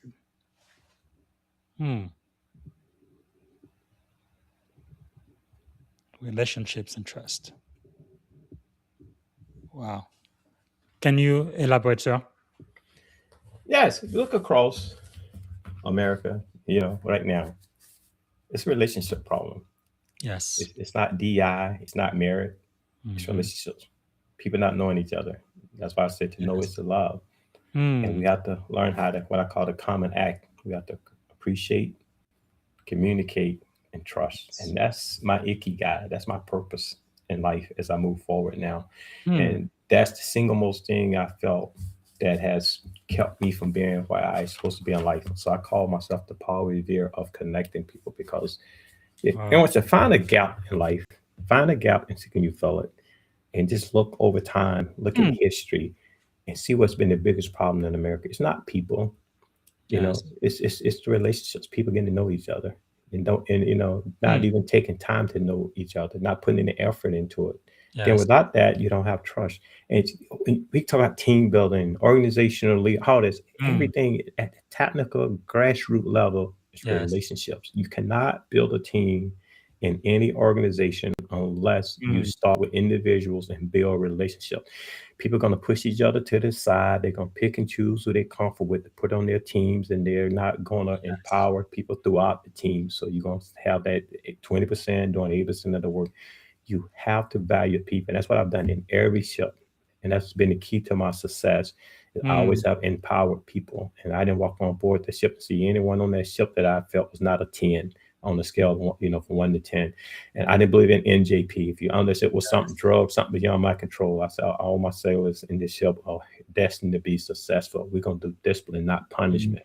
I said Wow. punishment is failed leadership. So it's about discipline, about taking care of each other, and that's the bottom line. Hmm. A lot of people that make mistakes. I had two first classes that got into a fight in CIC once, and some ships had the Cardinal saying you're gonna get busted and ranked. These two of my top first classes. They just had bad watch. They was friends. Stuff Hmm. happened. So that's what they gonna do. I tried to get the Chiefs to keep it at that level. Try to get that, so keep this level. They sent it to me anyways. I said, gosh. So I said, okay, you guys go do me they did me a paper, a paper on the importance of relationships and responsibility. One of the best lessons Wow. I ever had. Because I just didn't believe, That's people are powerful. people. So it's just all about That- building relationships and trust, and just, that's just who I am. It's just the trust piece. You don't get that without That's relationships. powerful. I wish I had a skipper like you when I was a junior officer. Man, that would really teach. I am pretty sure those two petty officers, their life completely changed after that. Just Oh, their they were personal top perspective. performers. Oh, yes. You can Wow. change so many lives. You can change so many lives if you do things for the Incredible. right reasons. Wow. Because when we talk about relationship and trust, especially now with our kids, the Gen Z, especially male, they tend to be isolated with not just social media, but no AI and all of that. People get radicalized on the internet because you tend to only meet with people from the same background as you, people who think like you. And even like when you use on social media, YouTube or whatever, you tend to get the same searches or Yes. things that would force you or get you to click so they can make a whole bunch of money. And I think it's really, really, really bad. So let me ask you this. With all of the divisions we have now, I came to the US in 1996, and 9/11 was one of those key element milestones that really, really changed my life, really affected me. Part of the reason why I joined the Navy. So that was pretty bad. But 9/12 was one of the best day I had as a resident of the United States of America. So I know it is possible. What do you think made 9/12 one of the most uniting days of our generation when we talk about relationship and trust? I Because mentioned earlier. nobody was a Democrat, nobody was a Republican, nobody was black or white or woman. We were one nation that day. Yeah, yeah. And, it's unfortunate it took, us to get there. And that shouldn't be the case. And you said, what, man? You know what, man? The answer to that question is there was a common thread. We face the same Yes. challenge. We need to wake up every day in life, Mm, with that same perspective. We're all in this together. We all want the same thing. We all want to be successful, as people. We want to have good families and what have you. We need to keep that. We're all human. We all God children. And that's why I said my call, yes. is coaching love. And that's what John Lewis talked about. We had the beloved community on that one day. But the problem is we had it because it was in the aftermath of a calamity. And it shouldn't Yes. take that for us to have a common thread. We're all Americans, we all from the United States. So we have to understand that Yes. common thread without having to experience like Mhm. 9/11. Because so that's the key, I feel. And speaking of Yes. relationships, I read this guy, Harvey Coleman. There's another book called Empowering Yourself. Mhm. And he talked about PIE, performance, image, and exposure. Yes. And only 10% of your success is based on performance. Hmm. 30% is based on image. 60% is exposure, what people feel about you. And that's in Yes. that exposure piece, that's the piece I failed at as a naval officer. That's why my last 10 years I was doing self-preservation and I was walking on eggshells because no matter how well I was performing and the mentorship I had, once it went away in that particular era when leadership Yes. changed, people didn't have my best interest in going forward, for the next pay Mm-hmm. grade. And stuff happens at that point. So Hmm. that's the key piece there. In the book I'm writing a book now called Leading People to Good Waters, taking you back to my hometown. And it's going to be another how-to book to help Yes. officers, most of who look like me, to understand how to navigate and also to teach the importance of scholarship as an athlete. The humble beginnings is one part. Talk about my growth in Goldwater, then as a student, collegiate athlete, then my days as a Mm-hmm. junior officer, career champion, and then the last part, in the senior officer in the Navy, how you have to understand how to maneuver in a certain space, and then life after the Navy, what's some of my takeaways and how I'm still making a difference by doing what Yes. God intended for me to do. Wow. And you've mentioned John Lewis, Congressman, at least three times now. I know he was born February 21, 1940. Of course, he passed away. He's a giant. We definitely stand on their shoulder. It's Black History Month here in America. Definitely want to acknowledge him, and it's really powerful how when someone passes away, their legacy keeps Yeah, on. keeps And going. Can I say something? please, sir. He personally gave me a phone call when I took over Wow, the Squadron 2. He called me. that's Someone said, "Stand amazing. by for." It just blew me away. How do they find? And the conversation was just so genuine. Now I had a relative that fly Delta flights. He's a pilot there, and he would fly Congressman Lewis Man, back and forth. And he asked me, he said, "Yeah, come and I visit know he me had a whenever you're in thousand other things Atlanta." to do, sir. Yeah, Why I did he mean, make time for you? That's just mind blowing. he's humble. He's humble. Wow. He was one of the guys. He's in his mind. He always, and people took it for granted because he was just so easy going. And I read his book, Walking with the Wind, and Mhm. it was just so powerful there. But yeah, he is, and he stayed in the same house that he bought in 1970s. When I think like the early 70s, he moved to Atlanta. He was still in the same house when he passed Amazing. away. Yes, and he would always go down to Troy. He really from a town called Clio, Alabama, Yeah. CLIO, which is smaller than Troy. And he just genuine. We talked for like 15 minutes. It was not a rush. He just asked me Wow. questions and thanking me for my accomplishments in the Well, Navy. That's when I took over Troy Squadron 2. And I just finished reading Congressman Jim Clyburn book, talk about the first 8. That's a mhm. powerful book. I just never knew so much history in South Carolina in the 1860s and 70s. So That's yes, amazing. yeah. Relationship and trust. Okay, so what we're gonna need to end the show soon. Thanks again Okay. for giving us extra time, but I could be talking to you for hours and hours and hours. You have so much wisdom. But what do you believe is the secret to your success? Coming from very humble beginning, now becoming a captain in the Navy and 4-time CEO at sea and a doctorate in strategic leadership, and now you have your own um, business consulting firm. And why are you so successful, sir? I got these what I call 5 Ds, okay? First, it's just, and one of them is desire, Okay. determination, dedication, discipline, and discovery. Hmm. And discovery is a filter that's sharpening the saw. We still have purpose in life. Okay. I haven't changed who I am, as a person. So I still feel like I have so much to offer. And you asked some tough questions earlier. You Hmm. asked about 90-12. How did that come about? You talk about the Yes. generational differences. There are certain people in this world that God destined to be a part of these solutions. You talk about, I'm not a politician and never will be a politician, never be a religious leader, but I have my place in this connecting people. And that's where Hmm. I still feel like I have a purpose in life. That's why I didn't go to the next pay grade in the Navy, because that was not where I was Yes. meant to serve. I was meant to serve elsewhere. And I've been doing that since 2018. And I'm doing stuff now that's out of my comfort zone. I'm not a social media person. I don't believe in, all this influence, but this is what I have to do in order to get the Yes. messaging out there. Otherwise, our kids and potential leaders going to spend time, listen to stuff that's probably not as enriching and encouraging to them. So if Wow. all the leaders have to stand up, we have to be out front. Even that means doing what you're not comfortable doing, Yes. and that's what I'm doing now. I'm employing myself to get out of my comfort zone and make a difference. Wow. So simple, but so impactful. All right, sir. I know that leaders are learners? What are you learning these days? I every day I do research constantly. I study the books on emotional intelligence. I'm Mhm. writing performance management book with a colleague that guy I played college football with. We're really trying to learn how do you get people up, how do you fill this skill gap. Mhm. You know, that was a time when, Henry Ford was building Ford. You had people outside the fence, Yeah. you just trade people out. Nowadays, that there's a skill gap in society. And we're trying to look how you get from talent uh, to skill level, the will. Some Yes. people have to recareer in this and that. So I'm working that project, and and it's an empirical process. He was Dr. Golston is his name. He's Mhm. one of the assistant deans out of the University of Texas Arlington. So he and I are working that project together.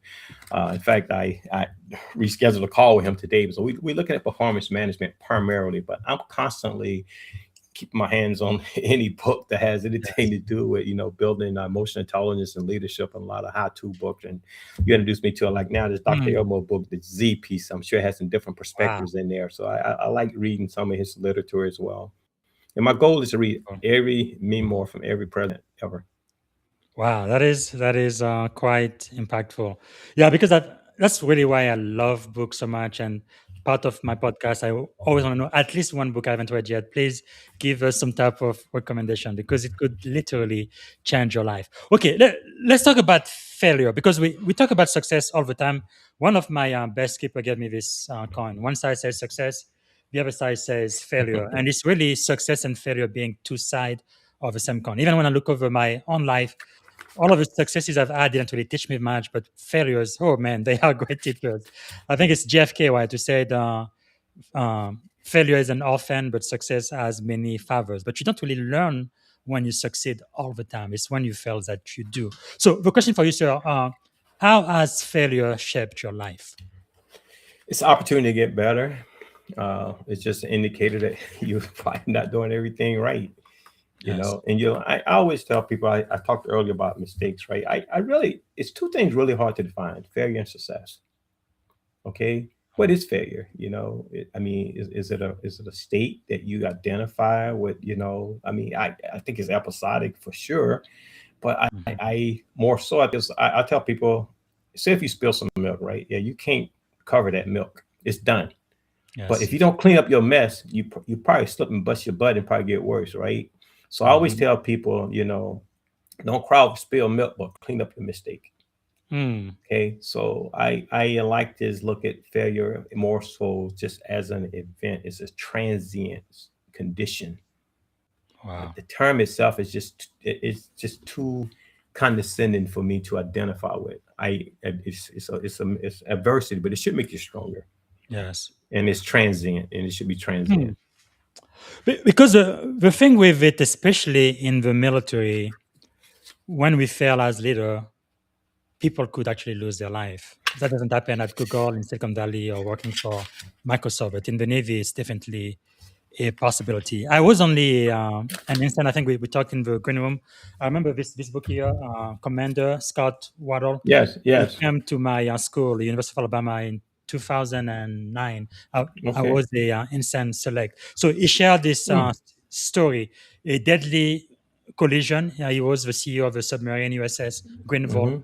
and the Japanese fishing vessel was completely dis- destroyed. And this really marked his life. Even President W. Bush said, this fine American patriot is taking uh, the hit. That says something about his character. So I feel like your Mm-hmm. character is revealed when you go through failure. Myself, when I was a commanding officer, I think the number one leadership lesson I learned was really humility in command. Mm-hmm. So less than 1% of us ever get the privilege of being a commanding officer in the most powerful navy in the world. And I really know how fragile that privilege is. And I know that being relieved of command could happen to pretty much anyone. No? Only by the grace of God, I made it. And hopefully now I'm going to be with retiring soon. But really for the Yeah. listeners, and especially for the junior officer who are listening to us now, who one day would like to comment. I'd like to explore, and you've already given me permission, sir. No, with Yes. humility from both sides of command, stepping into command to relieve someone which you did, and then later experiencing relief yourself. I guess the question I have for you, sir, I think it was in 2014, you stepped in to relieve COXO and CMC during a command climate investigation. The Navy put you in charge. When you relieved that command team at sea in 2014, what did that moment teach you about the weight of command? And it's real. I have been there. I have felt it. What did that teach you, sir? You know, anything worth doing has risk. Okay. And that was really, and I was up close with that one because I was, the person there, but, it's an ultimate responsibility. It's ultimate responsibility. But the thing about being relieved of command, it's almost like I was talking earlier about the non-judicial punishment. It's just at a high level. And some things are black and white, more so, that requires that to happen. Like sailors losing their lives or something along those lines, command climate. And then some of them is not quite as obvious, but at the end of the day, you get relieved, you just can't, you have to take on that responsibility, no matter what the reason is, whether you feel it's justified or not. And as I told my kids, I said, all the greatness you see about your dad and, things he's doing, and you see him on the, the nice shots on TV and all the accolades, you got to be prepared for the other side as well. And understand that comes, in that regard. And if someone just senior to you feel like that you did something that warrants you no longer holding that position, you have to be an adult and mature about it and be humble with it and say, okay, what can I do to make it do better going forward? So that's the key. We can get into the weeds, and I would never, I had opportunity to endorse the captain of that ship afterwards on some work opportunities, and the captain also shared with me that I wish I had met you, 5-6 years earlier. I could have done things a little different. So the most important part is just learning from that experience. And that's what I told you. I learned from my experience. He learned from his experience, regardless what reason it happened. But the key is the takeaway from it and the understanding that it's ultimate responsibility, and it's not a privilege to be there. Sure. So I definitely see the sense of duty, but what kind of went through your mind, though, when you assumed command you knew belonged to another man from someone who has just been removed? That was tough because at first that's not something I wanted to do. That was especially if you know them, what you're friendly with them. Because when you get command, like I say, less than 1% of us gets that opportunity. It's a huge occasion. Like you are happy, but when you know that somebody else was there and they should have stayed for another year, but then you took over their thing. I'm just wondering if anything in your mind. I'm going to say this. It's like being a professional athlete, okay? I'm not comparing that being command, but those guys are different. They work their tail off. They got ungodly talent, et cetera, et cetera. And like you said, the Navy choose less than 1%, okay? We don't just put anyone in command. We put people in command that, they're different types, and they prepare for, they teach us that throughout the schools. So you have to move forward from it, and that's just the bottom line. We built to be able to take that blow, understand it, the ultimate responsibility we have. Something may happen, you may not have any direct control over, but it's under your watch. And if it happens under your watch, then, that's part of the job. That's what I tell my kids. And you have to be built different to understand that. You can't have a victim's mentality. So always go back to your sense of duty. Yes, exactly. Yes. Wow. Bottom line. So did that experience deepen your understanding of how quickly confidence can be lost? No, because I've seen so much from that. By the time you get to be a senior officer, you have tons and tons of experience, whether you was directly there involved. And we go through a lot of training, lots of legal training. And the Navy really does a good job training its commanding officers. Excuse me. So, no, I didn't see anything. You just happen to be the guy that's there at the time, and everything is not ideal. You ask me, some of the toughest parts of being a commanding officer is you have a lot of days that you just have to bounce back from. Every decision you make is a tough decision. You're not always going to make the right decision. And some of them may be grave, you may not be able to recover from some of them. So that's just one of those decisions that didn't go right. You can't go back and rewind the clock. But also, I am thinking in a situation like that, some people they really liked the former skipper, they were friends with them or whatever, and now Yes. there's a new person. They may not really like you. They may kind of be pushing back. Of course, they're gonna obey your order, but they don't like you because you took away their skipper. They think. Yeah. How were you able to rebuild that trust pretty quickly so that you could be ready for war? How was that? If you're willing to share, sir. No, I love the question. You're not gonna always build everybody back, you know. You just got to do what's right. In every organization, you have three people in three phases, right? You got advocates, you got fence setters, you got detractors. Yes. Okay, you just got to do what's right. And I would tell you this about every sailor and every ship in the Navy. They might not always perform at the same level, but they all have a sense of responsibility. So whether they like their captain or not, whether they feel indifferent about their captain or not, they still going to do their job. And my job is to be a high-minded leader and stay objective, you know, as I, you know, push out information and just stay away from the negative stuff and just do your job. You know, you have to be above Mm. board in those positions. And in the Wow. ideal world, I don't like to always share direct opinions, but I probably wouldn't uh, put someone in that position to command a ship when they relieve the person. But you know, people make decisions, and that's the cards that I was dealt. So Yes. I managed. So that's what the Navy needed Wow. me to do. So it was not ideal, but it's sometimes in life we don't get to choose Mm. stuff that's ideal. You know, it goes True. back to what I said, taking the tough jobs. But I appreciate that question because I haven't really ever expanded on that because I do keep a lot of stuff, you know, sort of. Just out of respect for some of the leaders I work for, Yes. I don't always talk about, you know, a lot of my experiences there, you know, and Absolutely. yeah. But now, as a commanding officer, I was shocked. I wonder if that ever happened to you during your fourth tour of duty as a CEO. Have you ever been unfairly reported on to the IG and investigated for something that they Absolutely. didn't do?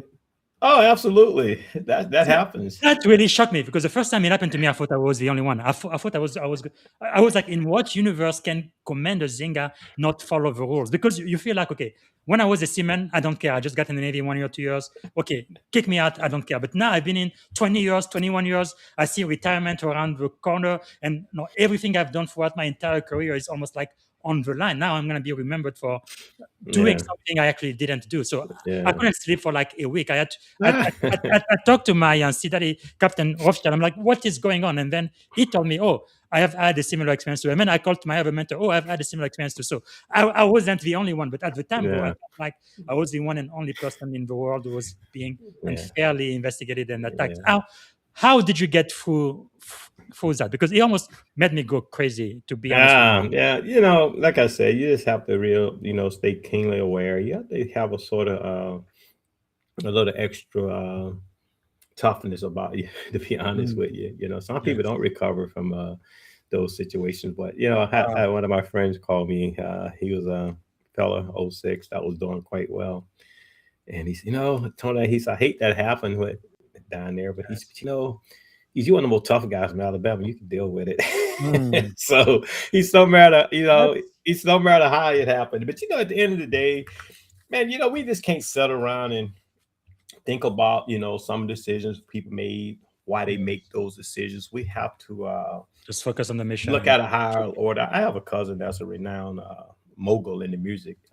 His name Daryl Simmons. He and Kenny Edmonds, Babyface, they, you know, went to high school together, and they've been doing a lot of things in, you know, great yeah. places for a while. And I would talk to him as one of my sounding boards, and he said, stay out of the media, don't get Mm, into that, take the high road. You know, sometimes you wow. just got to go to people like that, and you know, and those guys been there in those environments, so you just got to take the high road and just let it be, you know, and Mm, don't let it define who you are. You know who you are as a person. And like I said, some people came to me and said, "Why don't you get that off the internet and go to Reputation Defender?" I said, "No, it's part of my history, man." I said, "Probably the wow. most important part. If someone don't want to affiliate with me, associate with me because of that, and they Yes. want to see, you know, the false statement, so be it. It doesn't bother me, not one iota. Mm, So it is what it is. It's I history. see. So I really wish I had known that before I took command because like you said, sir, there are no the advocate. I love those people. Even people on the fence, it's pretty easy to get them on board.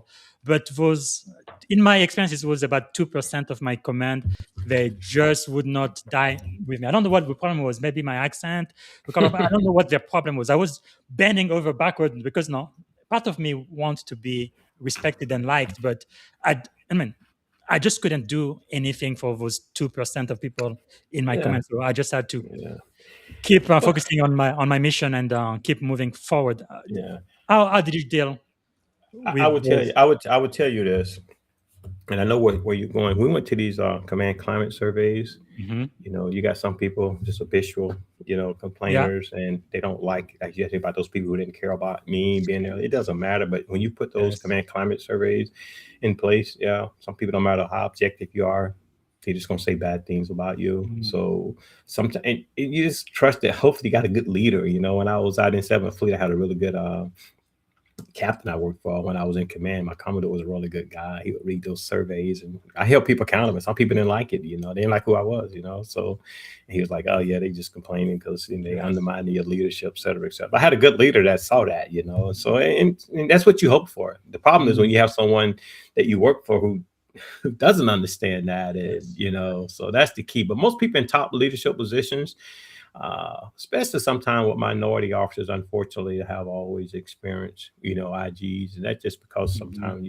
some of the challenges we have in America when it comes to, working across different groups, and that's why I embarked on, this whole thing I call coaching love. And I'm not gonna get everyone to work together or appreciate each other. No, it doesn't matter. That's what I just try to Yes. aim for. So that's what you actually, I felt you saw in a lot of regards. And that's why I always, when I talk to certain people, especially people who are upwardly mobile, have good opportunities, I just tell them to always be keenly aware, just stay aware. And I let my guards down. And sometimes being a little country boy from Alabama sort of worked against me. I trusted, people to do right, when they had conversations with me, didn't realize that they was taking that, information to use it against me, as part of the process. So that's life, so you can't ever second guess who you are, though, no matter what you face. So I guess for me, then, that's why I say the number one lesson I learned was leading with humility, because I learned to be very, very humble. And, just going through the IG investigation, talking to Captain, it goes all the way to your 1-star admiral. And then, of course, they cleared me of everything, but it took almost, I don't know, 4 or 5 weeks before everything was cleared up. But still, though, just going through that emotional roller coaster, that was a lot. At one point, I was like, "Oh, maybe it's time for me to just retire right now and be done with this thing." But man, it is something. So let me ask you this, sir: what warning signs maybe should commanding officer pay attention to before a command climate deteriorates? You think? Gosh, that's a tough one. I talked to you earlier about having that extra sense, that little spidey sense in the back of your head. There's nothing in particular. I mean, a really good commanding officer sort of keeps to the left of those problems. That's why you have your CO suggestion box. You shouldn't be in this. Really, I shouldn't be any surprises when you get your command climate survey. If you do right, and follow your command philosophy, what I do when I was in command, the reason my commands were successful, I took my command philosophy, and it was not just lip service. I operationalized it so my crew can internalize it. If communication was important, I make sure they communicated. Good organization was important. That happened. Yes. Professional development was important. I would bring my command philosophy to disciplinary review boards and say, "This is me. This is an open book test. These are my convictions and my vision of command. So we have to follow that and just, be pretty cut and dry." So and then you should see your suggestion box open. I really didn't have any commands that I didn't feel like it was really linked, but I've been in some where you can tell, but sometimes, captains sometimes say, "I'm the captain, it's my way or the highway." But those are different leaders, though. I mean, and they just live with it. And with what happened in those environments, you may have a high disciplinary rate. That's a good or punishment rate. That's a good indicator that the ship as a command is not really doing well. You get a lot of redos on your performance. The ship can't get out of its own way. It's just a lot of different, can't pass inspection. So those are some of the telltales. But as far as I'm concerned, all my ships that I was in, I felt the sailors really did what they had to do it. I'm not saying everyone of them really cared for what, my leadership style, but they performed. They did their jobs, and that's why sailors love their ships. And I always try to every ship I commanded, I look at the motto of the ship and I try to model that motto, and I put that motto within my command philosophy so they can be connected to the ship, not so much connected to me. So Wow, that is very wise. But while you are going through the investigation, what did that moment teach you about the vulnerability of senior leadership? I would say this. It was not that moment. Senior leadership, I felt from my vantage point, was become challenged for some time. Everyone got different models, of what we're looking at. As I said, I was probably walking on eggshells. That was not a lot of trust with me in the senior leadership at the time, for what perspective with me. And even one of my mentors, it pretty much discouraged me from taking major command. He asked me to transition to a different community, which was maybe the acquisition community or installation community. So, but that was all he could tell me. But that told me there that was probably going to be a little testy, but you never know what extent, So Yes. yeah, so that was, and I should have been probably a little more aware of everything. But, we can't be perfect in life. I believe in altruism. I believe in mentoring and talking to people, and then you get in a situation where you do self-preservation because there are no trust there, and in that model of self-preservation, you make decisions that's suboptimal. Trying to preserve yourself, and that's not the way to deal with any problem. So that's the big takeaway. Yeah, but one thing I'm thinking about, so I think is going to benefit the junior officer listening now, is how quickly can one decision outweigh decades of performance? And you could potentially, your legacy could become that one mistake or misunderstanding or whatever it might be. Yeah, I see where you're going. In a way, that's not really fair. Yeah. Because people are going to forget about all of your achievements, your doctorate, they don't care. It's like this now defines you. How? Yeah. What I would say, don't be too proud and to go seek mentorship and guidance. You ask some good questions, and I have to think about it before I get to the answer and the final answer. Knowing your environment, I always say stay keenly aware, but even that process itself, sometimes the way things shape up, where people not just forward with you, even people who managing the process. So you should sometimes just seek mentors or maybe legal counsel in a timely manner. And I probably trusted the wrong people, and I didn't do that. And I'm not understanding that, the situation was set up for me not to go forward. Yes. And I trusted. That's that naive Alabama country guy in me, sometimes being too trusting, because I grew up in a community where people was, a little more genuine sometimes in how they approach matters. So, I mean, you get caught in that. You just got to align to your environment and always seek, talk to your mentors, stay aligned, and seek counsel when it's yes, because when you're in those high positions, you have to seek counsel. Yes. And maybe one last question about this before we talk about the recovery phase is, what did you learn about integrity under pressure?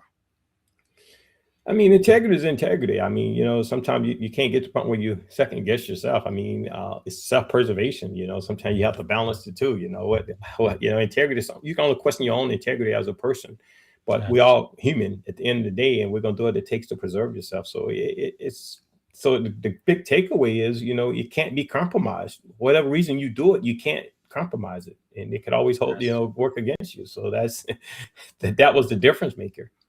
And what does rebuilding that credibility require, you think, sir? Well, just knowing yourself, truthfully speaking, you have to put a positive spin on life. The glass has to be half full. Okay. And you can't feel like that you the word is entitled. That was my ceiling for the Navy. I was not entitled for whatever happened to put me in that position. It was not really it's just a matter of moving forward, in life.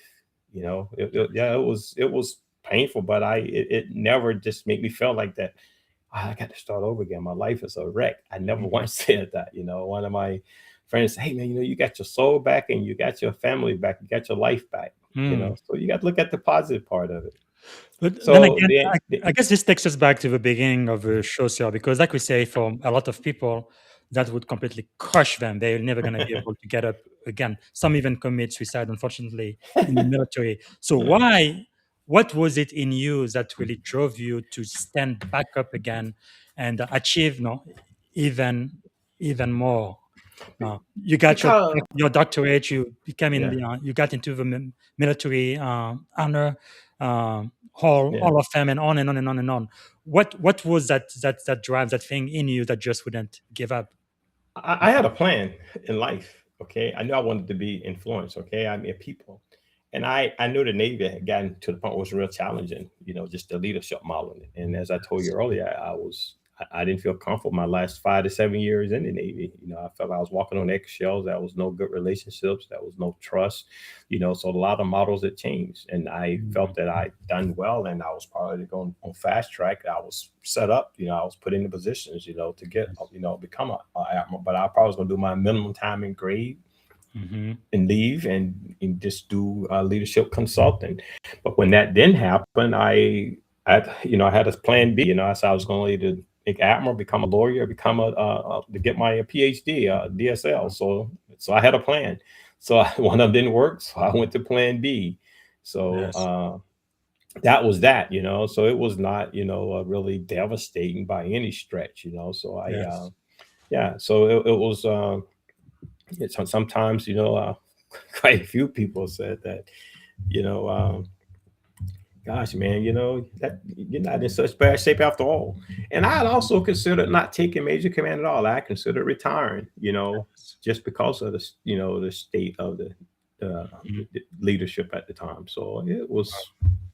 But when you take on those decisions, you take the risk along with those decisions. So it was never devastating because honestly, I never felt entitled. And there are some people out there that experienced a lot worse in life than me, and that was some people that was more qualified to make the next rank that didn't make it than I was. So you can't look in the mirror and say, someone jumped and got in my way. I made a mistake or this. No, I don't look at it that way. I mean, I did what I was driven to do it. For whatever reason you do it, that's a reason behind it. So maybe God was telling me that, you was going down a path that you're not supposed to be on. That's why you compromise your integrity, because that's not where I wanted you to be. Wow. Thank you so much again for sharing. I really do appreciate that. I think especially junior officer, I care a lot about. They can definitely learn from this. Last question I'm going to ask you, if you had to hear of every aspiring commanding officer in the Navy, or I guess the other branches of the military as well, for the next 60 seconds, what would you tell all of our junior officers who aspire to command to do, like, let's say, tomorrow morning? Just get yourself, this work out, do some self enhancement aspects, take care of your health, eat right, have a balance your life. Don't just get too worked up over the Navy. It is a job. You're serving your country. So sort of relax and take care of yourself, take care of your health, your eating and everything, and read.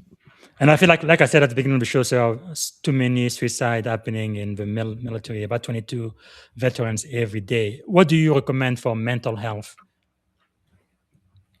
I mean, it's not beside anyone. Have good mentors, people you can, confide in, whether it's family or it's your mother, who have you. Just talk to positive people. And stay out of social media. Stay away from the toxic stuff. No matter who it's coming from, stay away from it. If it's it can be the news, just listen to positive stuff, because that's what's been really key to success over the last 3 or 4 years. You're the average of the 5 people you interact with every day. So just remember that and stay positive, and you'll see a big difference in how life, proceeds. I mean, I stopped drinking alcohol 4 years ago. Wow. And it's just cold turkey. And because it was getting in my way, I was doing it to mask who I was really meant to be in life. So and that's one of those other lessons, from what I experienced in the Navy, that maybe I was, was not doing what Anthony was supposed to be doing. And then that was another one, was removing that from my life. And it took, I left the Navy in 2018 and it took to 2022. You know, so we just all have to understand where we are in life and do what it takes to get better. Yes. Wow. Thank you so much. So really, really I appreciate that. So we're going to need to land this plan soon. We've actually gone almost an extra hour over. This is going to be the longest leadership and success podcast in the history of podcasts. But one more question. I believe this is from Captain Joel Rothschild. He says, can you talk briefly about toxic leaders? How do we get them and what should you do if you have one? It's another top question. You know, that's a tough one. You have to address them and just be brutally honest with. Don't subject yourself to that environment. And once again, this is what General Maddox talks about. Understand why they're toxic. You know, try to understand that why they behave and try to have a conversation with them. And you know, it's just like be brutally honest. And then if it's not working, they don't get it. I hate to say this, but you have to talk to other people that can impact them. And it doesn't have to be legally, but you have to get help. No one should subject themselves to a toxic leader. It's not good for anyone.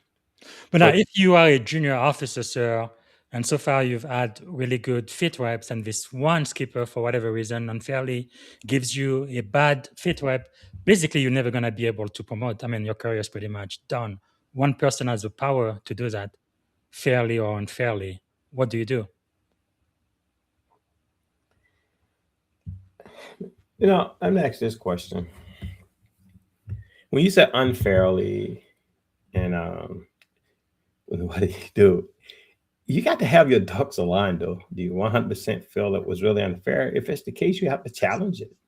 You have that right, and you have to document everything you do. But this is the importance of the midterm council, understanding your situation and where you are. Yes. But if someone do wrong by you, you have to speak up for yourself, regardless, because that could be, you know, that's why it's important to build relationships, and that happens. And you deserve that. You have to champion your own career at times. But I would like to think that you anticipated that before it got to that point and have everything you're supposed to do documented and have that paper trail. So when you do get that, you can stand up for yourself. You have, you know, I'm not telling you to go to your congress person, but you don't have to suggest. It's serious. Just keep a paper. You can sense when that is building. So just make sure you think properly aligned, and also request masks before, you know, with that leader. But when you, like I said, I think it's very rare that you get a bad fit rep. You can sense that, you know, within an environment. So I think you should request masks earlier, request a council with that leader, and then request it for that leader. Let that leader know you want to go talk to other leaders outside of the organization. I've done that. You know, I got a reprimand when I was a lieutenant. I was chief engineer, and I just went and told the captain, look, I need a couple days off. I need to go talk with some mentors that can really make a difference, because I don't think I'm getting treated fair in this environment. Wow. And I came back and he pulled a letter reprimand. That takes courage. Sometimes people can, that's life though, you know. Sometimes people see what they can get away with. But if people are treating you unfairly, and if you have proof they're treating you unfairly, then you know you have to champion your cause. But do it smartly and do it tactfully. Yes. Wow. Well, thank you. Thank you so much. Okay, we are coming toward the end. If you could choose 3 people to have dinner with, who would you choose and why? They could be alive, dead, or even fictitious characters. Man, you're trying to make me put myself on report now. You know what? I had dinner with this one gentleman when I was at Navy Postgraduate School in 1995. His name was Admiral Mike Mullen. And I would like to do a follow-up. Joint Chief of Staff. Yeah, I would love to do a follow-up with him. Yes. I think I remember, I heard of him when he was a commander. Yes, he was a captain at the time. He came out to Monterey for the Surface Navy event. And that's just really the follow-up, you know. And then he became the CNO, and then before you knew it, he was in the Joint Chief. It's pretty amazing career. Yes. Yeah, then I'll be brutally honest. And the next one will be Barack Obama. I was reading about him when he was on the Defense National Convention when he you don't need to say anymore, sir. Next. Yeah. So I've been reading him. The third, I'm a sports fanatic, and this may blow some people away because sometimes I have mixed perspectives on him. That will be Charles Barkley. Yeah, he's a little bit controversial, but I can see why. He's from Alabama. He's from East Yes. Alabama. Yes. And I've read all his books. And so Yeah.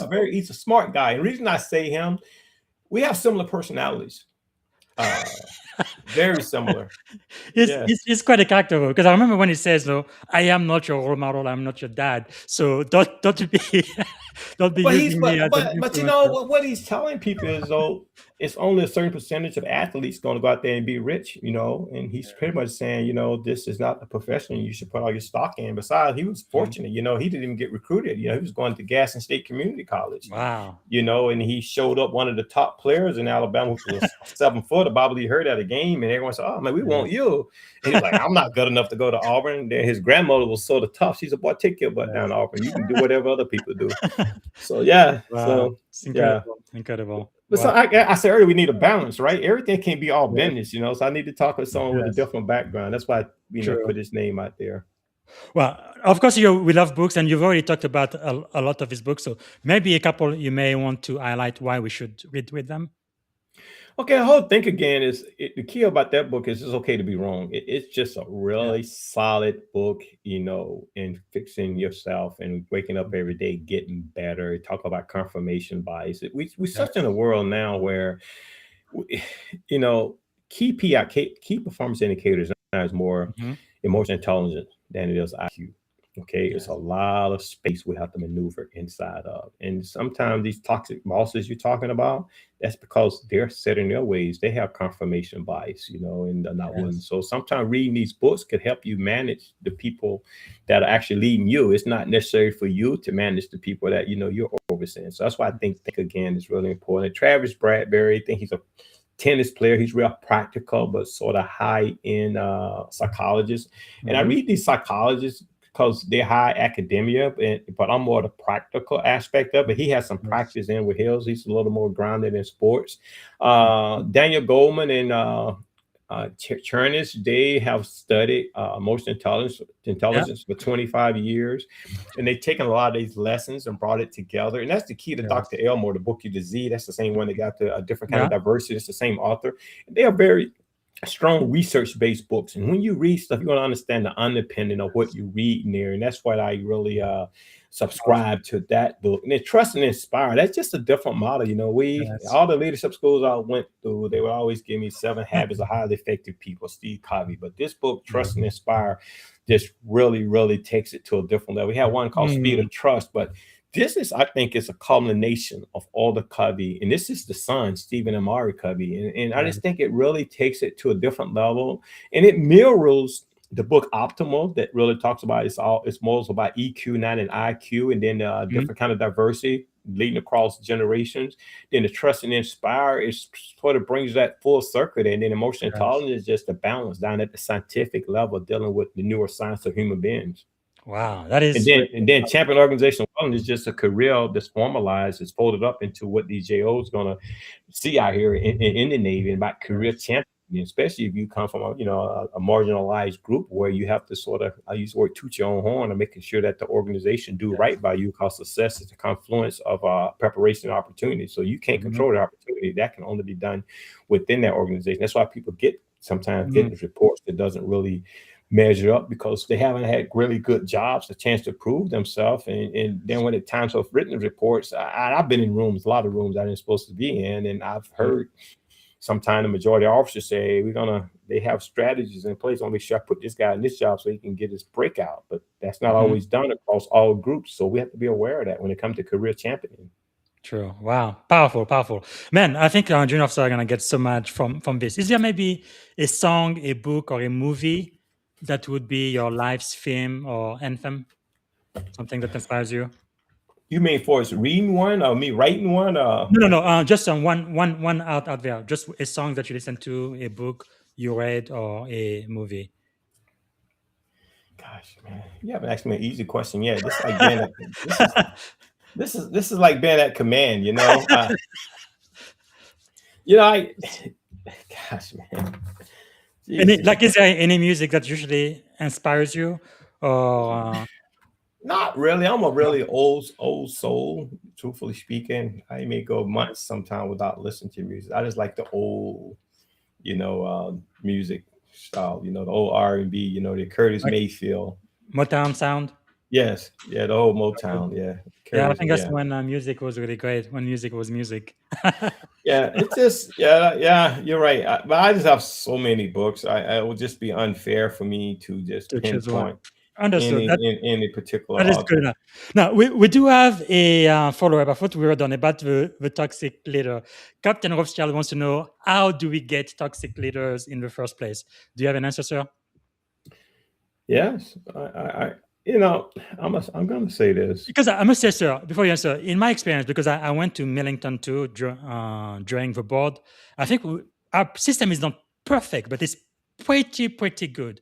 I think we usually promote the right people for the right job, but sometimes I guess you can have the wrong person on the wrong seat in the bus. It could happen, but it's rare in my opinion and in my experience. But when it does, though, how do we Yeah, get those toxic leaders? this is a problem we have, and I don't like to call any names because it could be dangerous. Okay, Yes, sir. and it really starts at the top. Yes, How we model our entire defense department. Okay, true. and people choose people they're comfortable with. And I talk upside down leadership. You got people Yes, use certain measures, self-serving measures to get. I use leadership positions by leaders. Everybody in a leadership position is not a leader, and true. people surround themselves with people they're comfortable with. And sometimes Yes. those people just stand on the shoulders of other people. That's the entire upside down leadership model, and we probably got into more of that with in senior positions in the military, over the last 15 years or so than we ever had, so within especially the Navy. I always thought the Navy was renowned for having some of the top stand-up leaders who spoke up, in any environment, who was diplomats, who was extension Yes. of diplomacy. And then we just changed that model, across many organizations where we start getting more the business models, and it's all about the bottom line. And we'll call Yes. except some people kiss up and kick down. So Yes. and people choose people they're comfortable with. And when they get there, there's no accountability. That's why people are toxic. You put in one in a leadership position where they're not held accountable for their actions, then that's what you have. But we get them because who selected Yeah. them? Yes. Yes. But like what you said, sir, about standing for yourself, and especially having documentation, because that is going to help in the long run. Okay, so we are getting toward the end. Last question I'm going to ask you before I ask you what we can do for you. Again, thank you so much for your time, sir. We've learned so much. If you had one and only one day to live, what would you have liked your final contribution to be, sir? Uh, I think I've made it, with my kids. If I think I left a legacy. I think they know what to expect because I poured a lot into and I communicate with them quite often, and the other leaders just out there. I mean, I just, you talk Yes. about Congressman, John Lewis, right?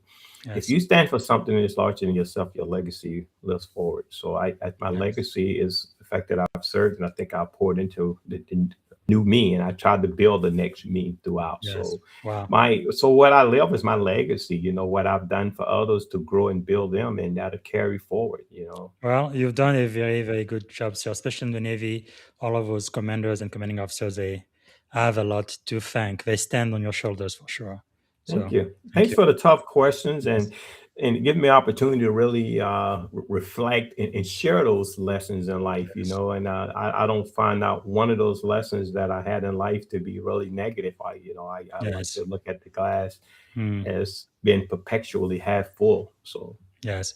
But if you did have a magic wand, you could solve any problem in the world. What is the one problem you'd like to solve first thing tomorrow morning? I said it earlier, and just getting people to really value each other. Yes. Well, one another. That means more than one.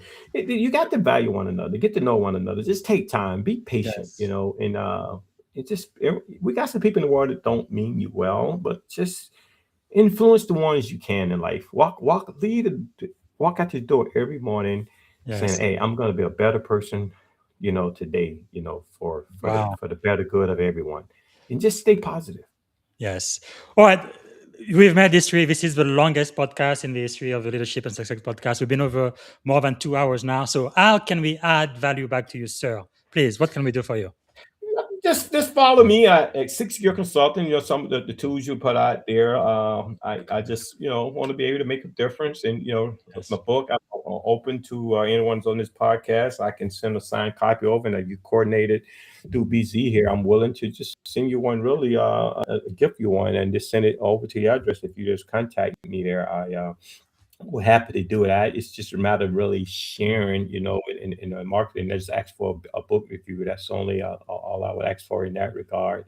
Then I also have featuring is going to be askdranthony.com. It's like askdranthony.com. That site will be coming online within the next couple of days there. You can go out and ask any questions of me pertaining to leadership. I'm working with Guerrilla Marketing, and they've convinced me that I need to be more influential in the social media world. So I subscribe to that, which is not my comfort zone. So that's why I'm grateful for this particular platform. And just visit me on sixgearconsulting.com. And that's all I could ask of y'all. Just continue to listen and reach out to me. I will be, I would really would feel slighted if you didn't ask me for advice. Yes. Okay. Well, sir, thank you. I guess the last question I have for you, which is the most important, I think, is standing at the edge of this incredible career you've had in the Navy. What would you say to your 17-year-old self if you could go back and talk to 17-year-old Anthony? Just and I have kids that age. That one kid almost went to the Navy Academy to play basketball. I mean, it's the Navy's great. I just take advantage of the opportunity that it offers. It's awesome service. Any opportunity to get it has offered one of the greatest educations ever. Experience, exposure. Even if you only do it for a few years, I just embrace it. Understand your landscape. Understand what it has to offer and stay positive. Just love it because it's so different. If I went back now than when my time, understand the era you in. I really think it's more opportunities there now than it was when I came. I worked for the Navy Community College. 17-year-olds now getting a chance to get certificates, go work on associate degrees. So take advantage of all the opportunities to grow, because now you have to stay competitive as an individual. You have to learn. It's not just a matter of having a degree. I mean, it's really a matter of putting yourself in a position where you have more to offer and more insightful and can have more input. And you're only going to do that if you grow yourself. So just grow yourself professionally and just come full circle. That's what I would offer any 17-year-old. Whether you go out of high school into the Navy, go to the Naval Academy, just commit yourself to getting better and continue to grow your instrumental values. Well, we definitely believe in you here. All right, so this is the end, but I'd like to end on a positive note. Sometimes we talk about some pretty heavy subject and things that may not always be pleasant. So what is something you are feeling optimistic about, sir? Just this show here, it's engaging. Thank you. Young officers and even the senior officers on here making a difference, sharing my insights. This has really been pleasant. I do quite a few podcasts with different genres, but just to sit down and talk to my Navy family, getting questions from some senior officers from the other side, and how you have actually hosted this, what you're doing. I watched your work now for a couple of months here and there, and now an opportunity to get featured here and giving back through this platform is exciting. It makes for exciting days. So these are 2 hours well spent. Well, so I must tell you, we don't just have sailor, we have some substandard soldiers too, but we love them, don't we? Okay, this is it for today. Thank you so much for your time. Again, I really, really appreciate it. I think this is going to be one of the most impactful shows I've done this year for sure. Thank you for being vulnerable and for teaching us from your vast wisdom. Thank you, sir. Thank you. All right, everyone. This is one for the book. Definitely the longest podcast we've done ever. So I am going to end it now, but I want to remind everybody, tomorrow I'm going to try to come back. We're going to pick up from the Ancient Wisdom, mentoring from the book of Proverbs.